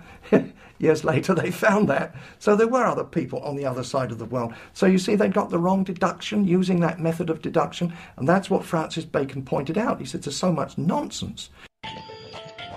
And so Bacon set out to establish a scientific method, one by which mankind might achieve all knowledge. Through this method, Bacon sought to bring forth a light that would eventually disclose and bring into sight all that is most hidden and secret in the universe. But first, he would have to find a way to overcome the stubborn traditions employed by the academics of his day, who would rather debate than examine. Bacon gives a great example in exasperation. When he was at university, he saw that there were professors and students spent 3 or 4 years debating how many teeth a horse has.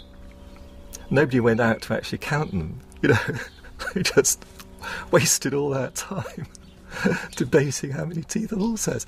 So he saw that as fruitless, wasn't producing anything good or useful, and humanity just was not evolving, and there's so many people in poverty and sickness. So he wanted to relieve that poverty and sickness, and get us towards a future paradise, a world paradise, not just for the England, but for the world. So he really started the whole principles of modern science, which is this experimental method. And then he had a formula to start with the basics, the physical world, which is physics, physical laws, and then work upwards towards metaphysics and so on. He couldn't talk too openly when it got to metaphysics, because it landed him in trouble with the religions of the time, who were at war with each other. So he had to do that in a more careful way, more veiled way. But right about it he did.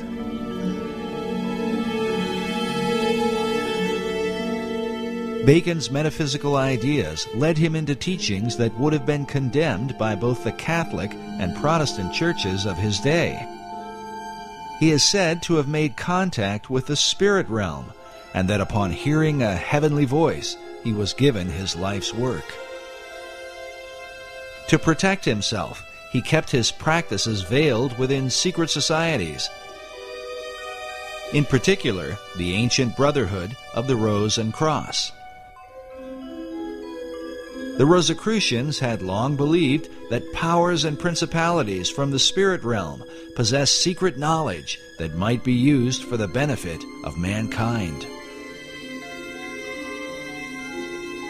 These and other teachings were to be kept hidden from those considered profane, and especially from the Church. The Rosicrucians had to be a secret society. Their object was to discover God's truths after him. But some of their methodology was bordering on witchcraft. For instance, the transmutation of base metals into gold. They claimed they could do it. I don't think so. They claim that they could communicate with angels and demons. Well, in the first place, the Scripture tells you not to do it. But their idea was that if you could do that, surely those people, those creatures at least, the angels and the demons, they know a lot of things that we don't know. After all, they've been around since time immemorial, and they are familiar with heaven itself, so surely they can tell us many secrets. Well, the Church, you see, would take a dim view of that, and they could be put to death for that sort of thing. The Rosicrucian Society had been formed in England prior to Bacon's birth, in part for the purpose of protecting Queen Elizabeth I. In the 16th century, the conflict between Roman Catholicism and the Protestant Church of England was at its peak. Mary Tudor, the daughter of King Henry VIII, took the throne and earned the title Bloody Mary. They were looking for another heir, and so there were no boy heirs of, or no legal boy heirs of Henry, but he had daughters. And so we have Mary. And Mary was now 37, she was one of his daughters, and so she was installed as queen, and that was just after he died, so that would be in 58. And she was a Catholic, a dyed-in-the-wool Catholic, and she had actually married Prince Philip II of Spain. Of course, he was a Catholic too. So the first thing that Mary did was to repeal those laws which permitted the Protestants to practice their religion. Repealed them and then forcefully put to death as many Christians that were of the Protestant faith as she could find.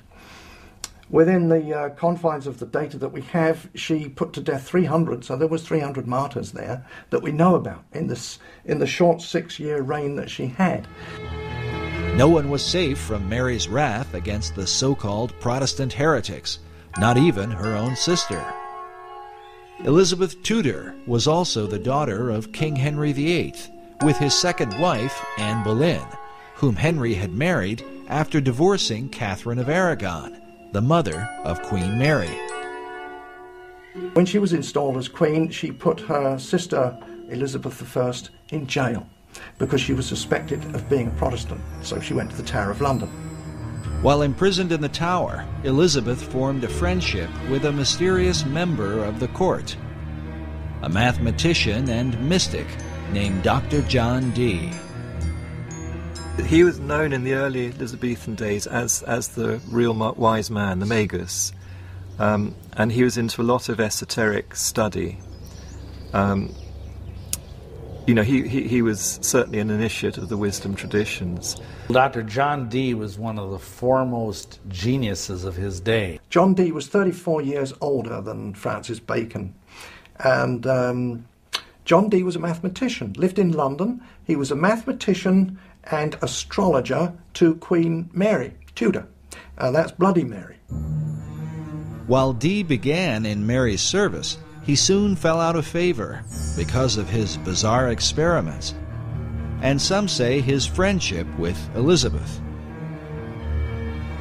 In any case, Dee was imprisoned under suspicion of sorcery, an accusation that would follow him throughout his life, and one that seems not unfounded, considering his system of magic is still practiced by many occultists to this day.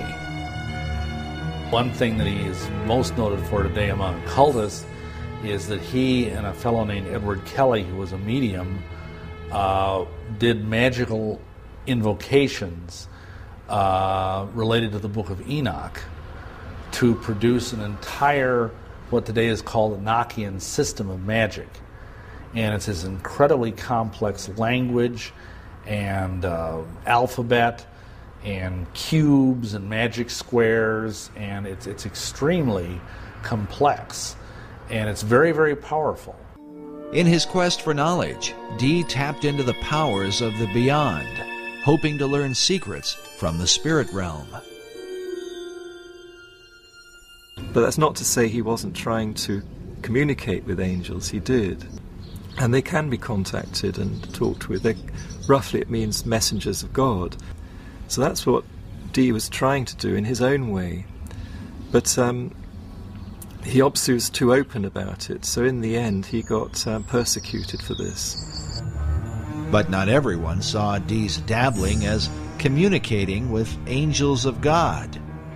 Dee once wrote that he was looked upon as a companion of hellhounds, a caller and a conjurer of wicked and damned spirits. Yet like Bacon, he practiced much of his craft in secret as an active member of the Rosicrucians in England. Some even credit Dee with founding the modern Rosicrucian movement. As such, communing with angelic beings that provide scientific knowledge was a familiar practice. Now, there was a pretty very brief and shady dividing line between what they called scientific knowledge and what we might call outright witchcraft today. It was the demarcation there was very shadowy. This shadowy line was one that Dee crossed many times. Yet for a while, he flourished under the reign of Queen Elizabeth. During this era, some believe that he was a kind of mentor to Sir Francis Bacon. Well, we know from Dee's diary that Bacon made one visit, at least, to Dr. John Dee's home at Mortlake. And when these visits were recorded, Dee was meaning people had come to talk with Dee and discuss esoteric matters with him and to use his library and so on like that. So we know that's a historical record we have. Otherwise, it's circumstantial evidence. Bacon clearly knew Dr. John Dee because he was an important person in Queen Elizabeth's court, and Francis Bacon was a courtier. Perhaps the reason for the lack of records in Bacon's relationship with John Dee is that their work was done behind the veil of secret societies. There's always been these secret societies trying to promote learning and raise the level of people's thought and culture to a kinder level and higher level. But mostly they've worked in secret because the church, most of the different churches have been so, not very kind. The problem we're dealing with here is that Europeans discovered an awful lot of information, and very important, good, solid information of sciences that had been, developed richly elsewhere and that were brought into Europe and were so threatening to Christianity that they had to be suppressed. We know what happened to Galileo, and we know what happened to endless numbers of Giordano Bruno and so many others in science. They had to go underground. So the process of forcing knowledge and wisdom underground created a lot of coding and a lot of buzzwords and a lot of secret gestures and terms that still aren't understood to this day. So Dee is amongst that group. While men such as Galileo were persecuted for representing scientific knowledge, the secret societies of the Elizabethan era were in danger not for the knowledge they possessed, but how they obtained it, through occult practices of summoning spirits and conjuring demons. They were, nevertheless, determined to continue for the cause of science and learning. Dr. John Dee led the way in this arena. His method became known as angel magic because of his contact with spirits that Dee believed were sometimes good and sometimes evil.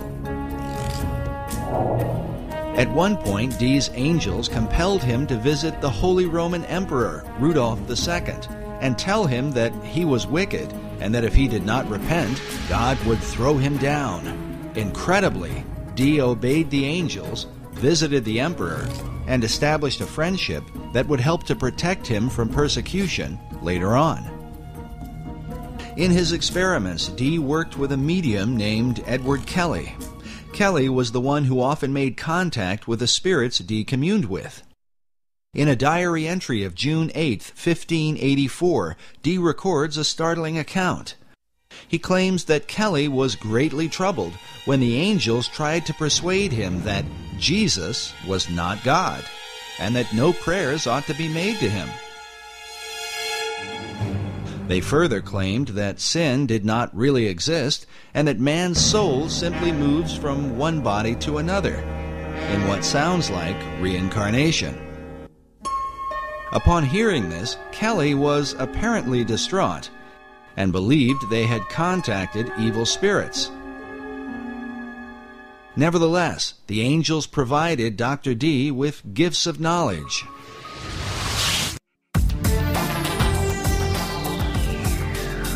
Dee was the first to apply Euclidean geometry to navigation. He built the instruments for and trained the first great navigators. He is credited with coining the word Britannia, or Britain, and his influence laid the foundation for what would become the British Empire. He made his own maps and is said to have charted the northeast and northwest passages in his attempts to increase the wealth of England by gaining access to the New World. And believe it or not, the New World has been secretly influenced by his example.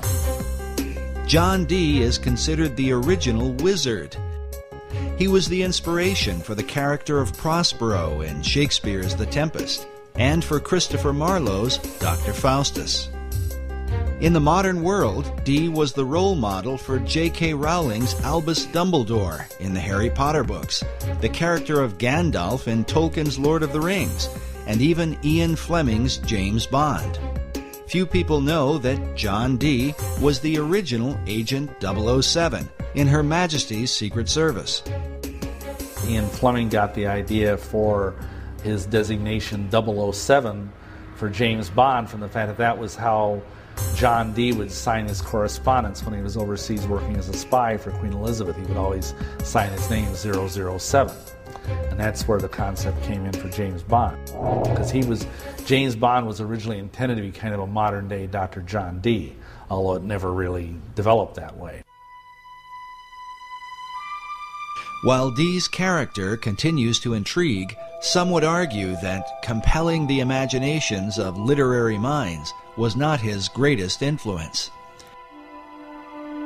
This image shows what appears to be a wizened old man passing a lamp in the dead of night to a younger man in Elizabethan clothing. Baconians believe this old-world engraving represents Dr. John Dee passing the lamp of esoteric knowledge and wisdom to his successor, Francis Bacon.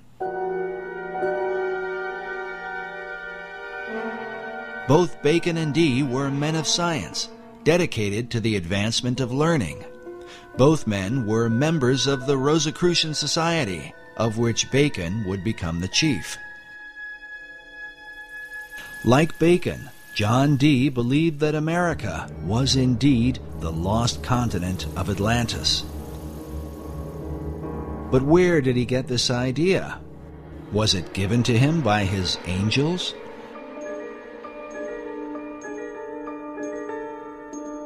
And did he pass this concept on to Francis Bacon?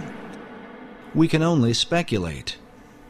But when Queen Elizabeth took the throne, the dream of colonizing this new Atlantis would come closer to being a reality. When Bloody Mary, as she was called, this was Mary Tudor, who had been now on the throne and persecuting the Christians, and she died, perhaps ironically, with a false pregnancy. And so when she died in 1558, then after that, Elizabeth I came in as queen. And so there were questions of what day should be chosen for Elizabeth's coronation. The coronation of a new ruler was an important event, the timing of which, it was believed, could determine the success or failure of a monarch's reign.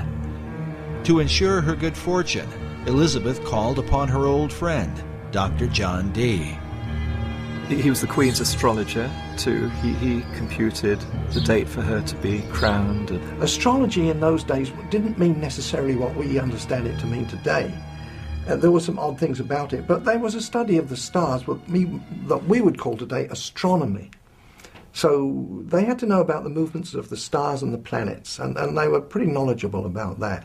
So it was a strange mixture of astrology and astronomy. So that's what he was doing. It's debatable how the efforts of Dee's astrology impacted the course of England. But when the new queen took the throne, it marked the beginning of an unprecedented era in English history. During this time, the language of the New World would be transformed, ancient knowledge would unfold, and the course of the philosophic empire would be established. The modern world would be changed forever, largely because of Queen Elizabeth I. And she was bright. This was Queen Elizabeth of England, one of the brightest queens that England has ever had. Whether she was a true Christian or not was perhaps doubtful, but at least she did support the Protestant cause and not the Catholic one.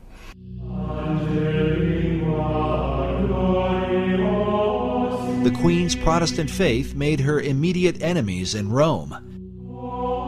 In April of 1570, Pope Pius V issued a papal bull excommunicating her from, quote, the unity of the body of Christ. Well, that meant that the Pope was saying to all the Catholic kings of Europe, go and invade England, kill the Queen, take over the country, and make it Catholic, and I'll give you my blessing. So that was a huge threat to England and the Queen. So the English, who didn't like that, didn't like that idea, they formed a close-knit protection around the Queen and their country. To answer the threat of spies and assassins from Rome, the English set up an intelligence network under the leadership of Sir Francis Walsingham, known as the Queen's Spy Master. Among his secret agents were Dr. John Dee and later on Sir Francis Bacon, along with their Rosicrucian Society, which is said to have been formed in England for the purpose of protecting Elizabeth. But some suspect the Order of the Rose and Cross had yet another agenda. I think they would have definitely been on the Protestant side of things. They would have had a vested interest in using all of their both political savvy and occult savvy to protect the Queen, but I also think they had an esoteric agenda as well. This society had a very esoteric base. Behind it had links with the wisdom societies, the wisdom traditions throughout Europe, and inherited a lot of that wisdom light being passed on. And so they had an inner program which was to try to raise consciousness of society. According to Bacon, Rosicrucianism seemed to represent the very heart and focus of the entire New Atlantis concept. Francis Bacon's last book that he was writing at the time when he allegedly died, that was 1626, but his last book was called The New Atlantis, and the subtitle was The Land of the Rosicrucians. Why the Land of the Rosicrucians, or Rosicrucians? Why did Bacon deem their influence to be so important? Rosicrucianism gets its name from the symbols, the main symbols used, and that's the rose and the cross.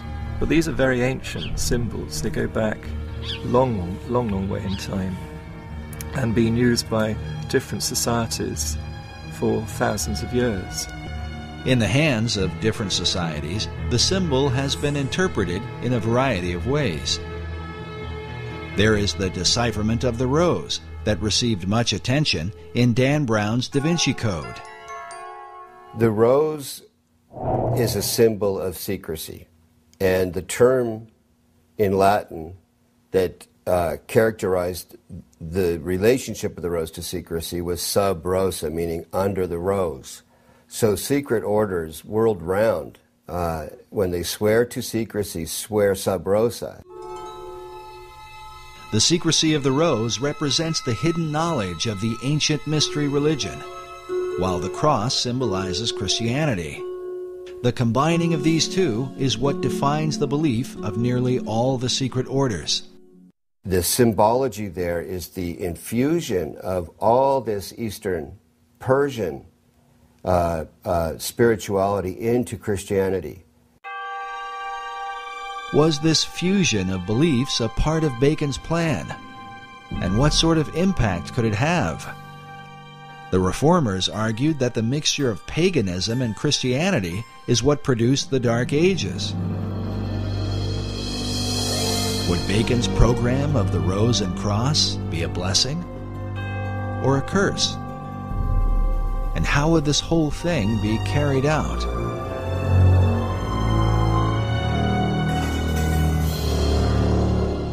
When one follows the Rosicrucian trail, John Dee was a very, very key influence in historical Rosicrucians, and some say even the founder of it, the first president of it.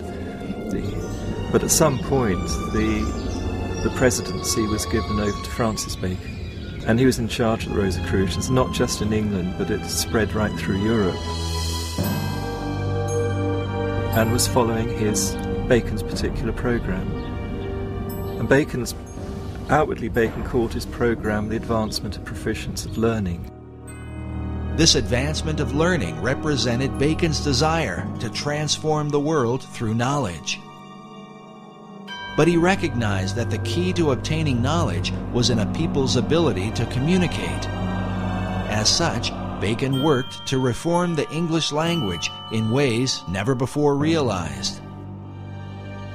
And it is a bit strange that the English language, as crude as it was in the time of Bacon's youth, by the time he died, it was becoming one of the most refined languages. But in England at that time, the English was dreadful. It was garbled with all kinds of different dialects, because if you think about it, England was made up of the Saxons, the Danes, the Gauls who had invaded, they were the Frenchmen, and they had a whole mixture of languages. So very often one Englishman could not communicate with another. To address the problem, Bacon surrounded himself with writers and poets who were like-minded. All these people, these kind of intellectual people, they all read and wrote in Latin, but they said, look, we need an English language. We're going to be a great country. So they needed a language and literature. So how to develop that skill? And that's what, I think that's principally what Bacon did. He gathered around him a literary society, you know, writers, poets, artists as well. And some of them were employed to as part of the Secret Service of Queen Elizabeth. And they had communications with people all over Europe, in all the different countries of Europe. And from their letters, they derived the roots of new English words, which they invented and put out. These new words were put out through a variety of literary works, books and poems and plays of the theater. Bacon's circle of writers and poets were largely responsible for the explosion of English literature during the Elizabethan era. They included such notable authors as Ben Jonson, Christopher Marlowe, Sir Walter Raleigh, and Edmund Spenser, to name a few. In addition, Bacon was dedicated to bringing the sacred knowledge of the ancient world to English-speaking people, knowledge otherwise kept hidden by the barriers of language. When he died, and subsequent to that, they've culled together at least 2,000 books. Not books that he wrote, because obviously one man couldn't write that number, but he had what he called a scriptorium. These were scribes who he paid to write for him. When he was the Lord High Chancellor of England, he had wealth, and he used to pay the scriptorium, these scribes, and he paid people to translate the classic books, Homer's Iliad, all the old Greek, the Roman classics, and all those classics, Livy, translate them all into English and put them in books. It turns out too that Bacon had a printing press. He had a factory with using brass plates for printing. That was his own thing. Nobody knew about that until rather recently. But nevertheless, there were 2,000 works that we know of that passed through his hands in one way or another to give literacy to the English public. Printing presses to make these books available to many people at a cheap price. But Bacon's purpose and that of his literary society was to prepare the people of the old world to colonize the land of the new. As the term colonization scheme suggests, the launching of Bacon's plan for America was not by chance, but by design. It could be said that his great scheme began at an early age, perhaps when he was sent by Queen Elizabeth I to the court of France, where he was inspired by the example of the French poets.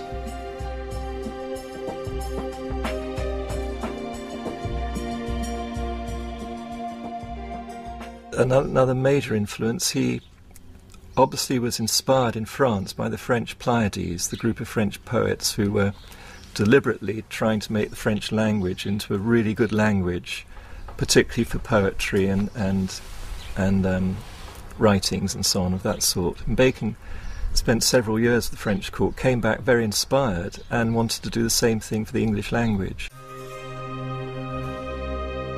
Upon his return to England, he was sent to study law at the prestigious Gray's Inn in London, where his statue can be seen today. It was here that Bacon formed the beginnings of his own literary society, a secret group known as the Knights of the Helmet. The Knights of the Helmet it's actually the name of a masque he wrote, or it's thought he must have written, because masques were put together by a lot of people for the royal court or for the Inns of Court, which was where the lawyers were. And to get a job as a lawyer or a minister or official in the government, you had to be, first of all, a lawyer, and you had to know how the royal court worked. So every year they had to put on huge celebrations imitating the royal court, and part of that celebration was masks. And many people were involved in creating these entertainments with their masks. Francis Bacon just one of them, but he became a key one, and he wrote quite a lot of the mask material, which one can identify. You know, once you get to know Bacon and his writings, you can identify what was done. And he's acclaimed by the lawyers as being the great one who inspired them and led them and wrote for them, you know. But the Knights of the Helmets was the name of one of the masks at a key moment when the whole Shakespeare authorship, the name the Shakespeare was being used for the first time. The Knights of the Helmet took as their inspiration the Greek goddess Pallas Athena, who carried a spear and who wore a great helmet, a symbol of secrecy. According to tradition, one that wears the helmet of Athena becomes invisible. And they had to swear allegiance to it. Not only that, Athena, the goddess Athena, carried a spear that she shook in the eyes of ignorance. And she was one of the greatest goddesses among the Greeks, ruling through intellect and man's wisdom. Even as Dr. John Dee had been inspired by angelic beings, some researchers believe that a spiritual encounter with Pallas Athena gave Bacon the inspiration for his life's work. Well, in some of those cipher writings that he had written, he writes there how this he heard an heavenly voice. The voice he heard inspired him towards secrecy and to imitate the work of God. The Divine Majesty takes delight to hide his work, according to the innocent play of children. Surely for thee to follow the example of the Most High God cannot be censored. Therefore put away popular applause, and after the manner of Solomon the king, compose a history of thy time, and fold it into enigmatical writings and cunning mixtures of the theatre. That was his mission in life. And for the rest of Bacon's life, he was dedicated to that one purpose. Baconian scholars believe that Bacon's revelation led him to develop a series of theatrical works that would teach the English people and transform them into a nation that could one day dominate the world and resurrect the Atlantean dream. Believing that he put away popular applause as his heavenly voice had commanded, he is said to have written behind the identity of William Shakespeare. Shakespeare, it's a synonym for Apollo and Pallas Athena. They're both known as shakers of the spear in classical tradition. And the spear represents a ray of light, a ray of wisdom. And they shake that spear at the dragon of ignorance. Exactly what Ben Jonson says in his preface to the Shakespeare Folio, to shake a lance at the dragon of ignorance. And this is the role of an Apollo or Pallas Athena. And they have always been the muses of the other 9 muses, who themselves are the muses of all the writers, poets, artists, and so on in history. So Apollo and Athena are the great inspirers. They're the great Shakespeares. Bacon incorporated these Greek gods within a key symbol, the AA headpiece representing Apollo and Athena. Usually one of the A's is shaded, denoting a light and dark side. This symbol is found printed at the head of certain pages within the Shakespeare Folio and among the acknowledged works of Francis Bacon. Of the two polarities, Apollo and Athena, it was Athena that seemed to dominate Bacon's imagination. Pallas Athena was, she shook her spear at the eyes of ignorance, so she was the spear shaker. Now, she's always been known as the spear shaker. That was long before the time of Bacon. Back to the Greeks, the spear shaker. So he took that name, spear shaker, and just turned it around to make it Shakespeare. And it used to be written with a hyphen, and then it became one word, Shakespeare, as the name of the playwright for those Shakespearean plays. But what of the real William Shakespeare, the Stratford man whose name has been revered for nearly 500 years? His writings have been attributed to a number of other authors, including the playwright Christopher Marlowe, Edward de Vere, the 17th Earl of Oxford, and even Queen Elizabeth herself. But Sir Francis Bacon seems to lead the pack of would-be bards, with well over 200 books, essays, and pamphlets on the subject, many of which insist he is the real and true Shakespeare. Meanwhile, Baconian scholars argue that the Stratford man simply lacked the experience and education to have written the works that bear his name. There is a mystery, because when you look at the plays, everything that's in them and what lies behind them in terms of experience, knowledge, and so on like that's expressed through the plays, and the philosophy in the plays, and so on like that, they do not match up with what we know of the life of the actor. In fact, the life of the actor is quite well known. There's quite a lot of research been done on William Shakespeare Stratford, so a lot is known about his life, and none of it matches up what you can deduce from the author from the plays themselves. In fact, the more we find out about the life of the actor, the worse it gets. Here you have a guy who is barely literate enough to make a mark, much less write his name. His mark was only existent in 5 documents. There's not a single letter either from him or to him by any of his contemporaries. How can this guy have written the greatest literary works in the history of the world? It just didn't happen. Whoever's the author certainly knew about certain things happening abroad in the royal courts, in France, in Italy, and in Spain. Not only taught the workings of the court, but the intrigues as well, and who would know that? Certainly not a play actor like the William Shakespeare. There's no way that man could have known the intrigues that went on inside the court. But Francis Bacon did. He was well familiar with it. He was brought up in the court. You can't just say, oh, genius did it all. It's impossible for genius alone to do that. You've got to have all that background experience, knowledge, and so on, to get something like the Shakespeare plays. There's even a quote from one of the justices, one of the English justices, that it's clear that from the Shakespeare writings that the author had to be an attorney, because there is not a single legal error contained in any of them. The author writes naturally as if he's a lawyer. It doesn't just put in legal terms here and there just to suit the story. It just legal terms and the whole legal jargon just rolls off him absolutely naturally, as if he's used to living in that environment all the time. Well, that doesn't fit the actor from Stratford. There's just no way the historic William Shakespeare could have written these plays. There's only one person who could possibly be the author of those plays, which is Francis Bacon. Yet wouldn't the colossal size of all the plays, poems, and sonnets be too much for Bacon himself to complete, especially while becoming a lawyer, launching modern science, and writing the many other works attributed to him?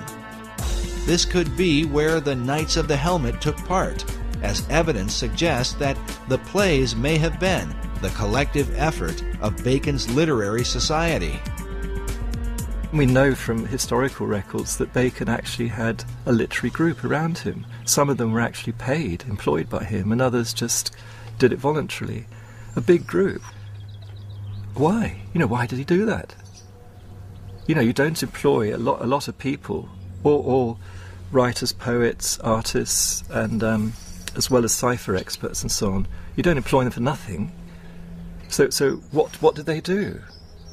And then you get the answer, the Shakespeare plays, because scholars have found out there's been other contributions in the plays from other poets and so on, have all put a little bit in here and there, and then you find that they were either associated with or employed by Bacon in that group. They're all part of this one group. So then the picture emerges of a typical Renaissance studio, but instead of being an artist, a painter with his studio of pupils, you've got a writer with his studio of pupils working with him. They each contribute a little bit to the picture or the story, but the main artist or author is Francis Bacon himself.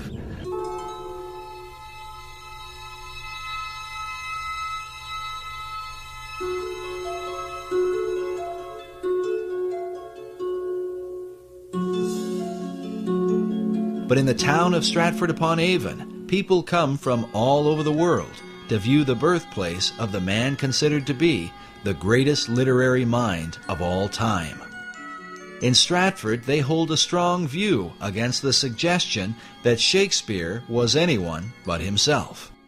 It's a conspiracy theory, and it's all aimed at toppling the greatest writer who's ever lived. There is a Shakespearean trust in England, and these are people who are dedicated to the cause of supporting and maintaining that William Shakespeare, the actor, was the actual playwright.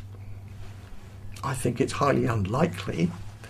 Dr. Paul Edmondson is the head of education at the Shakespeare Birthplace Trust in Stratford-upon-Avon. In this debate, he is known as a Stratfordian, not just because of where he lives, but because of his traditional view of Shakespeare. The Stratfordians are considered the academic adversaries of Baconians. We asked Dr. Edmondson to comment on the Bacon-Shakespeare theory. It first occurred in 1785. A vicar just outside Stratford got to the age of 80, and then there's some report of him burning the papers that he'd been working on, as if in his later years he just kind of renounced any theory that he had about Bacon. It was taken up in 1856 by, what a surprise, Delia Bacon, no descendant, but she wanted to prove that Bacon wrote the plays. She even went as far as having herself locked in Holy Trinity Church to dig up the grave of Shakespeare, convinced that some manuscripts would have been inside the grave saying, "I did not write the plays, it was Bacon instead." And she didn't get as far as digging up the corpse of Shakespeare, and later she went mad after the publication of her book. But her book was groundbreaking. She had good support from Nathaniel Hawthorne, Mark Twain. She knew literary figures in the States. Mark Twain was certainly convinced that the historic William Shakespeare did not write the Shakespeare plays. And this is a guy, how can you deny his conclusions? He had the money to investigate it. He had the time to investigate it. He's not known as a crackpot in any other venue. In 1909, Twain took up the Bacon-Shakespeare controversy with his own book titled Is Shakespeare Dead?, in which he questions the reputation of the Stratford actor in his lifetime. He's saying that in Shakespeare's own life, no one regarded him as being important or famous or a brilliant playwright or anything like that. It was only 2 or 3 generations after his death that suddenly the historic William Shakespeare became a big deal. So however, the plays enjoyed immediate success and immediate prominence. So how do you explain that? That's simply not true. There's all sorts of evidence that he died and that he was remembered after his death. First of all, there's the very significant memorial bust in Holy Trinity Church, which not only is an early likeness of Shakespeare to give us a sense of what the man actually looked like, but it also mentions him as a great writer. On the inscription of the monument, "See living art," but paid to serve his wit. I'm paraphrasing there, but it mentions living art and looking at the page rather than the monument, which is an echo of, or prefigures possibly, the commendatory verse of Ben Jonson, Shakespeare's friend and contemporary playwright, at the front of the first folio. The first folio is the first time Shakespeare's works are gathered together after his death by his friends. That's crucial. What is equally crucial is that the 2 tributes mentioned by Dr. Edmondson did not come about until years after Shakespeare's death. Other great writers of the time, like poet Ben Jonson, were given more immediate recognition within months of their passing. Just as importantly, the great folio assembled by Shakespeare's friends 7 years after his death contains what many believe to be some important clues. 19th century author W.F.C. Wigston referred to William Shakespeare as Phantom Captain Shakespeare, the Rosicrucian Mask. This may have been partly due to the world-famous Droeshout portrait that appears on the front of the original Great Folio of 1623. Note the presence of a line extending from the jawline of Shakespeare to the bottom of his left ear, as if to suggest the face were simply a mask. If this seems far-fetched, consider the dedication which appears beside it, written by poet Ben Jonson, a friend of both Shakespeare and Sir Francis Bacon. With a rather mysterious twist, Johnson concludes with the words, "Reader, look not on his picture, but his book." Why would Ben Jonson point the reader away from the face of Shakespeare and compel men to look upon the book instead? A dedication that seems to parallel the monument at Holy Trinity Church. On the inscription of the monument, "See living art, but paid to serve his wit." I'm paraphrasing there, but it mentions living art and looking at the page rather than the monument. Are these allusions made by the men who knew the real William Shakespeare, that he was simply a mask or frontman for Francis Bacon? Bacon paid him off to go and keep his mouth shut. The monument at Holy Trinity Church refers to the page that serves Shakespeare's wit. But when one looks upon the page beneath his hand, it turns out to be blank. Some Baconians believe this is a secret code, alerting the reader that the Stratford man himself wrote nothing. The empty page is said to match the empty expression on the face of Shakespeare, who Baconians argue could barely write his name. It's actually a big embarrassment to, you could say, the academic fraternity that believed the actor wrote the plays. The question of Shakespeare's literacy is often mentioned because of the few known signatures he left behind. As one writer puts it, the scrawling, uncertain method of their execution stamps Shakespeare as unfamiliar with the use of a pen. Perhaps a modern equivalent of this is to say, how good is your signature on your credit card? How good is your signature when you sign your name in a shop or on a bank transaction or whatever? There are several signatures which survive of Shakespeare. How good would you like them to be?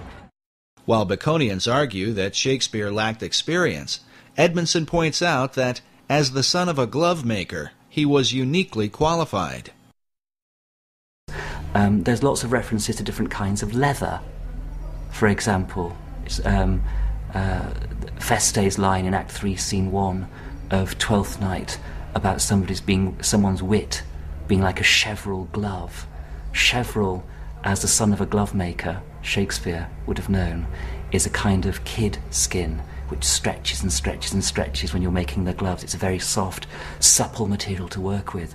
And here you have it immersed in the wordplay of one of Shakespeare's clowns. Francis Bacon knew nothing about different kinds of leather, I would suggest. Actually, you could turn this whole thing on its head and say that Shakespeare wrote Bacon, which is something that a lot of people don't suggest, because why bother to do it that way around? One of the problems is the Shakespearean trust is that while these objections come up to William Shakespeare being the author of the plays, they refuse to investigate the contrary evidence which has been put forward to them. They refuse to look into it. They refuse to look into the cipher codes that Bacon incorporated in the first folios, for instance. Bacon uses this cipher in the Shakespeare work and his own, and in the work under his own name. But he also, in doing that, signs his name and the name of the Rosicrucian fraternity. This code system of writing he used all his entire life.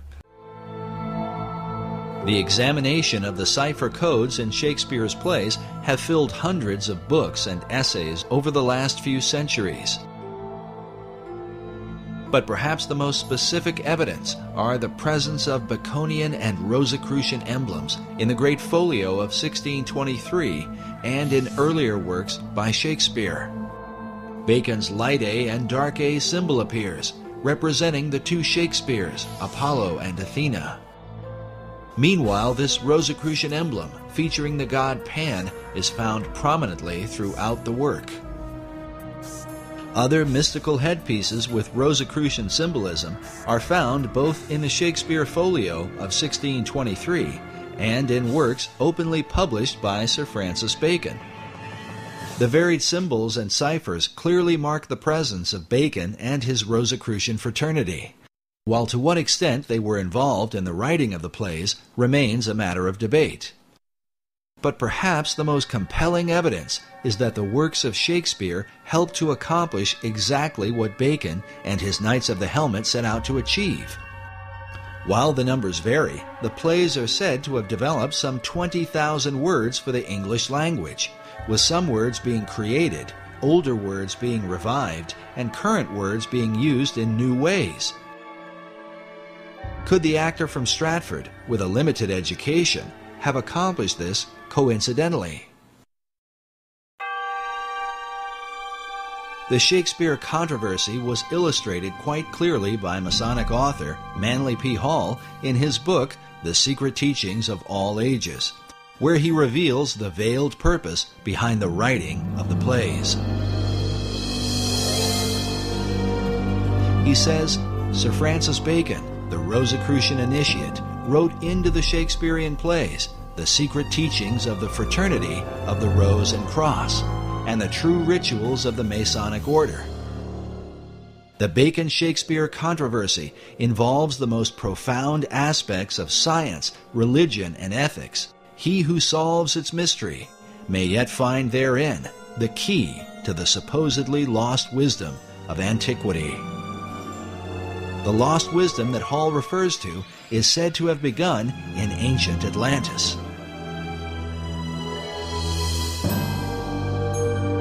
Is this the real key to understanding Shakespeare?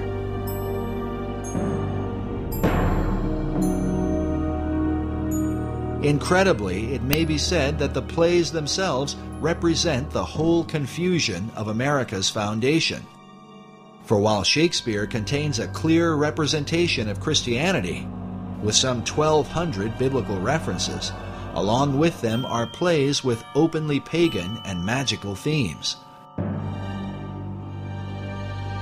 Like the symbol of the Rose and Cross, the plays combine the teachings of Christianity with the wisdom of the mystery religion.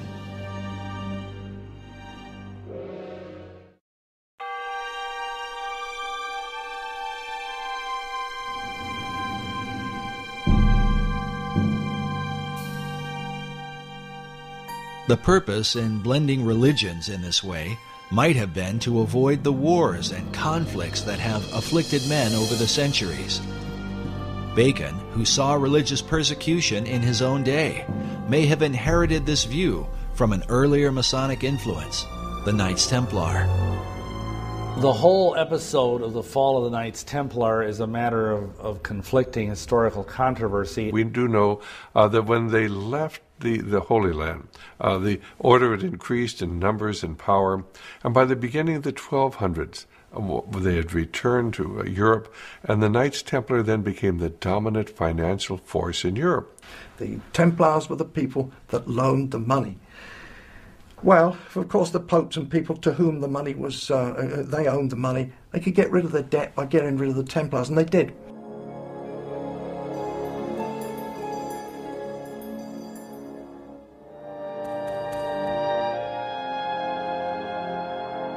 But in addition to the issue of debt, the Templars were accused for embracing certain religious doctrines they had picked up during their time in the Holy Land. It is said they began to combine the teachings of Christianity with the influence of Islam and Judaism, as well as spin-off cults known as the Yazidi and the Hashashin. What people did not understand is they had adopted the teachings of the ancient esoteric religions. And they were decreed by the Pope in 1308 in Europe and 1309 in England that the Templars should be disbanded, if not hunted down and killed. Many Templars were tortured under the Inquisition and even burned at the stake for heresy. But some of them escaped. And a lot of them, I think, went underground, because by no means did the dragnet, if you will, capture all of them. A lot of them fled to Scotland. They had to go into hiding. And one of the places they found to hide was the Masonic Lodge. There's no question but that the Knights Templar are the real fulcrum of the latter development of Freemasonry. And that's not saying that Freemasonry did not pre-exist the Knights Templar. It did. As the builders, as guilds of builders throughout Europe. It is from the influence of the Knights Templar that many believe Masonry began to develop its modern philosophy. A philosophy literally carved in stone and found in one of the most intriguing monuments of the Western world. Just outside of Edinburgh, Scotland, is the Rosslyn Chapel, a place that may well provide a door to understanding Masonry, the Knights Templar, and the ancient plan for America. It very conclusively demonstrates a profound relationship between Scotland and the Templars and the Freemasons, which is not really any big revelation. But of course, the whole idea is that the three things go together. The chapel was built in the 15th century by William St. Clair. The tomb of his ancestor of the same name, and who died a century earlier, is found within. His name, as it appears, William St. Clair, Knight Templar, is believed to be a link between the Templars and the Scottish Masons who built this mysterious chapel. The chapel the foundation stone was laid in 1446, and it was finished about 1492. So it took 50-odd years to build. And the interesting fact is that William St. Clair, the builder, was 50 when the job started, and he died when it stopped. So this man was uniquely old, because in medieval times you wouldn't expect to live perhaps more than 35 years or so. But William St. Clair was into his 90s, so he was a remarkable character all the way around. Everything about him was remarkable, including the legacy he's left us.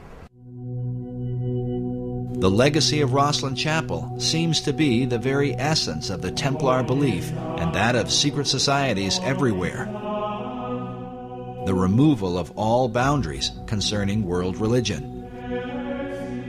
As noted before, this Gnostic theme is well captured in Dan Brown's best-selling book, The Da Vinci Code, a work that has created worldwide controversy. During our visit to Rosslyn Chapel, we encountered Erwin Lutzer, author of the book, The Da Vinci Deception. Of course, as we know, Rosslyn Chapel has become famous because of the Da Vinci Code. And you have people coming from all over the world staring at its ceilings, trying to crack its codes. As we walk through it, it's very probable that the Masons who built it had a field day. They decided that they were going to combine all kinds of mythological elements along with the Bible. So you have Masonic elements in the chapel, you have some pagan elements, you have Christian elements, and they're all thrown together. Rosslyn Chapel is probably one of the most extraordinary buildings in the world. It is like a Disneyland of Masonry and Rosicrucianism. I think the chapel is an enigma. It satisfies the needs of a great number of people who come to Rosslyn for a whole raft of reasons. If you're a Knight Templar or a Freemason, if you are an American looking for some links with the New World before it was discovered, if you're a Sinclair, if you're religious or an art historian or an architectural historian, an esoteric, Rosslyn has got something for you. If you're a paganist, we have over 110 green men. Most churches will have 1 or 2 green men, but we have over 100 of them. The green man is a representation of an ancient fertility god, just one of the many pagan icons in the chapel. And so Rosslyn, not only does it offer a great many things to different people, but it also offers a mystery. The mystery, he explains, is that Rosslyn Chapel, while designed as a Christian church, is filled with so many religious symbols, a person is confused about what they are compelled to worship. It's like having a VCR. You know pretty much what it's meant to do, but you can't actually make it work properly. No one can follow the instructions. And the chapel is like that. We know it's a church. That's fair enough. But it has so many other little stories connected with it and mysteries, and the carvings are not particularly clear, and they can be interpreted one way or another. And so for everything you see in the chapel, there's probably 3 answers. And that, I think, is its great appeal. Centuries after its construction, researchers continue to question the overarching message of the chapel. What was the intent of its design? It may have had a point for the Masons who made it, in the sense that there were various messages that were conveyed. Essentially, Masonry's doctrine, foundationally, and they will even say this publicly, is universalism. which is the idea that basically all religions are the same. It doesn't matter what religion you are, as long as you're sincere and devout in your beliefs, and that all men, they say, may gather at the hospitable altars of Masonry no matter what their religious belief. So, in that sense, they're very much part of pushing toward a one-world religion, and to view biblical Christianity as basically the enemy. Because biblical Christianity makes unique claims about itself that none of these other groups, the Rosicrucians, the Masons, any of these groups, will acknowledge. Some of us are convinced it's important that Christianity be held distinct from some of the elements that are found here in Rosslyn Chapel. After all, the message of Jesus Christ is very, very unique. But throughout history, you've always found those who want to blend together various ideas, various organizations, and various religions. And here at the Rosslyn Chapel, people can come and they can practically see anything that they want. But within the monument is evidence, not only of what the Templars and Masons came to believe, but perhaps a reflection of things to come. The promise of a land where one day their ancient hope might be fulfilled. For inside Rosslyn Chapel, along with the haunting imagery, is evidence of the New World prior to the discovery of Columbus.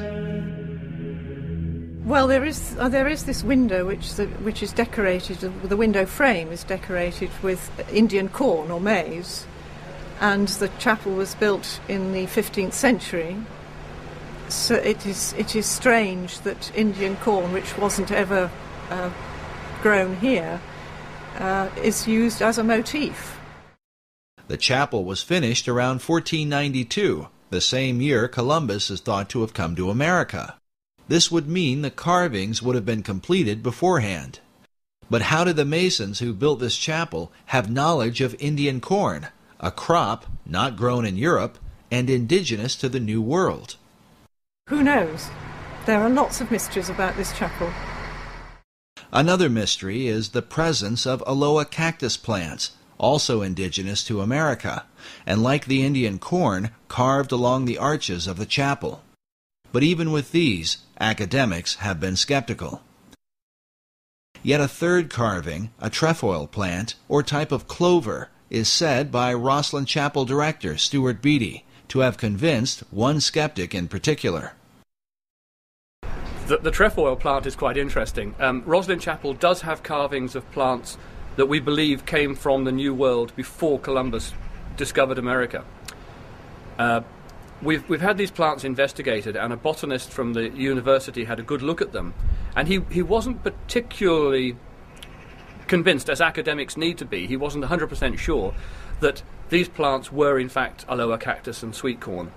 And I think his logic was that the people who went to the New World and recorded these images on parchment brought those images back. They would have been translated to wood and then subsequently translated to stone. And it's that process which removes them from the original 2 or 3 times, which means that there are discrepancies that can build in. And so, being an academic, he was uncomfortable with these images. And when looking around the chapel, he suddenly, his eyes lit up, and he came and got me, and he said, whilst I was fairly unsure about the sweet corn and aloe cactus as being honestly genuine, I have found a trefoil plant on what would have been the outside of the chapel at the time, but is now the baptistry, that would only have been found in the New World. Therefore, I am much more comfortable to say that the other plants are also honest and true.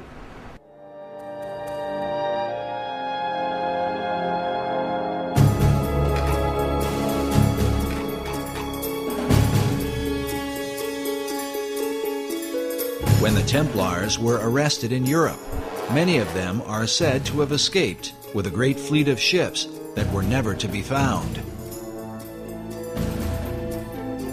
Could they have made their way to the New World?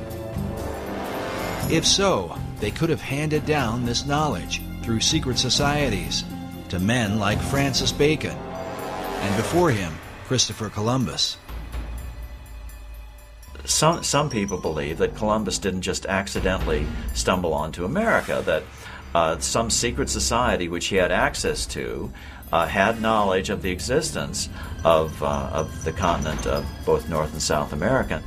Was Christopher Columbus a member of a secret order? Some researchers point to this painting that depicts Columbus with his left hand in a Kabbalistic gesture, denoting the left-hand path of the initiate, meaning the path of darkness or secrecy. In addition, the ships of Columbus sailed to the New World adorned with red crosses on a white background, the symbol of the Knights Templar. Columbus's wife was the daughter of a famous Knights Templar line that passed along what are called portolands and cartographs that Columbus had direct access to. And we know that he robbed the Portuguese and brought all of those portolands to Isabella and Ferdinand. What I'm suggesting is that people knew about this new Atlantis. They knew at the time of Columbus and before the time of Columbus. But did the secret societies involved view the New World as Atlantis of old? And if so, from where did they develop this idea? Was it only from Plato's account? Or from a belief more deeply rooted in America's secret history? In his groundbreaking book, America B.C., Harvard professor Barry Fell reveals the presence of ancient Europeans in New England and the American Midwest as far back as 800 B.C. The author uncovers evidence of ancient Celts and Druids with travelers from Spain, Libya, Carthage, Rome, and Egypt, all of whom came to the New World centuries prior to its so-called discovery by Columbus. His research exposes that the all-seeing eye was present in places like Vermont and New Hampshire long before the new order of the ages was declared. Does this stand as proof that America was indeed known by the ancients and that its destiny has been the plan of secret societies from long ago? Sir Francis Bacon believed it was his mission to reform the world in preparation for building paradise on earth, to lead mankind into a new age. And Bacon himself called himself the herald of the new age, which is the title of Elijah. And in tradition, Elijah is said to come again and again to prepare people for the coming of the Messiah, or coming of the Christ, which has many different interpretations.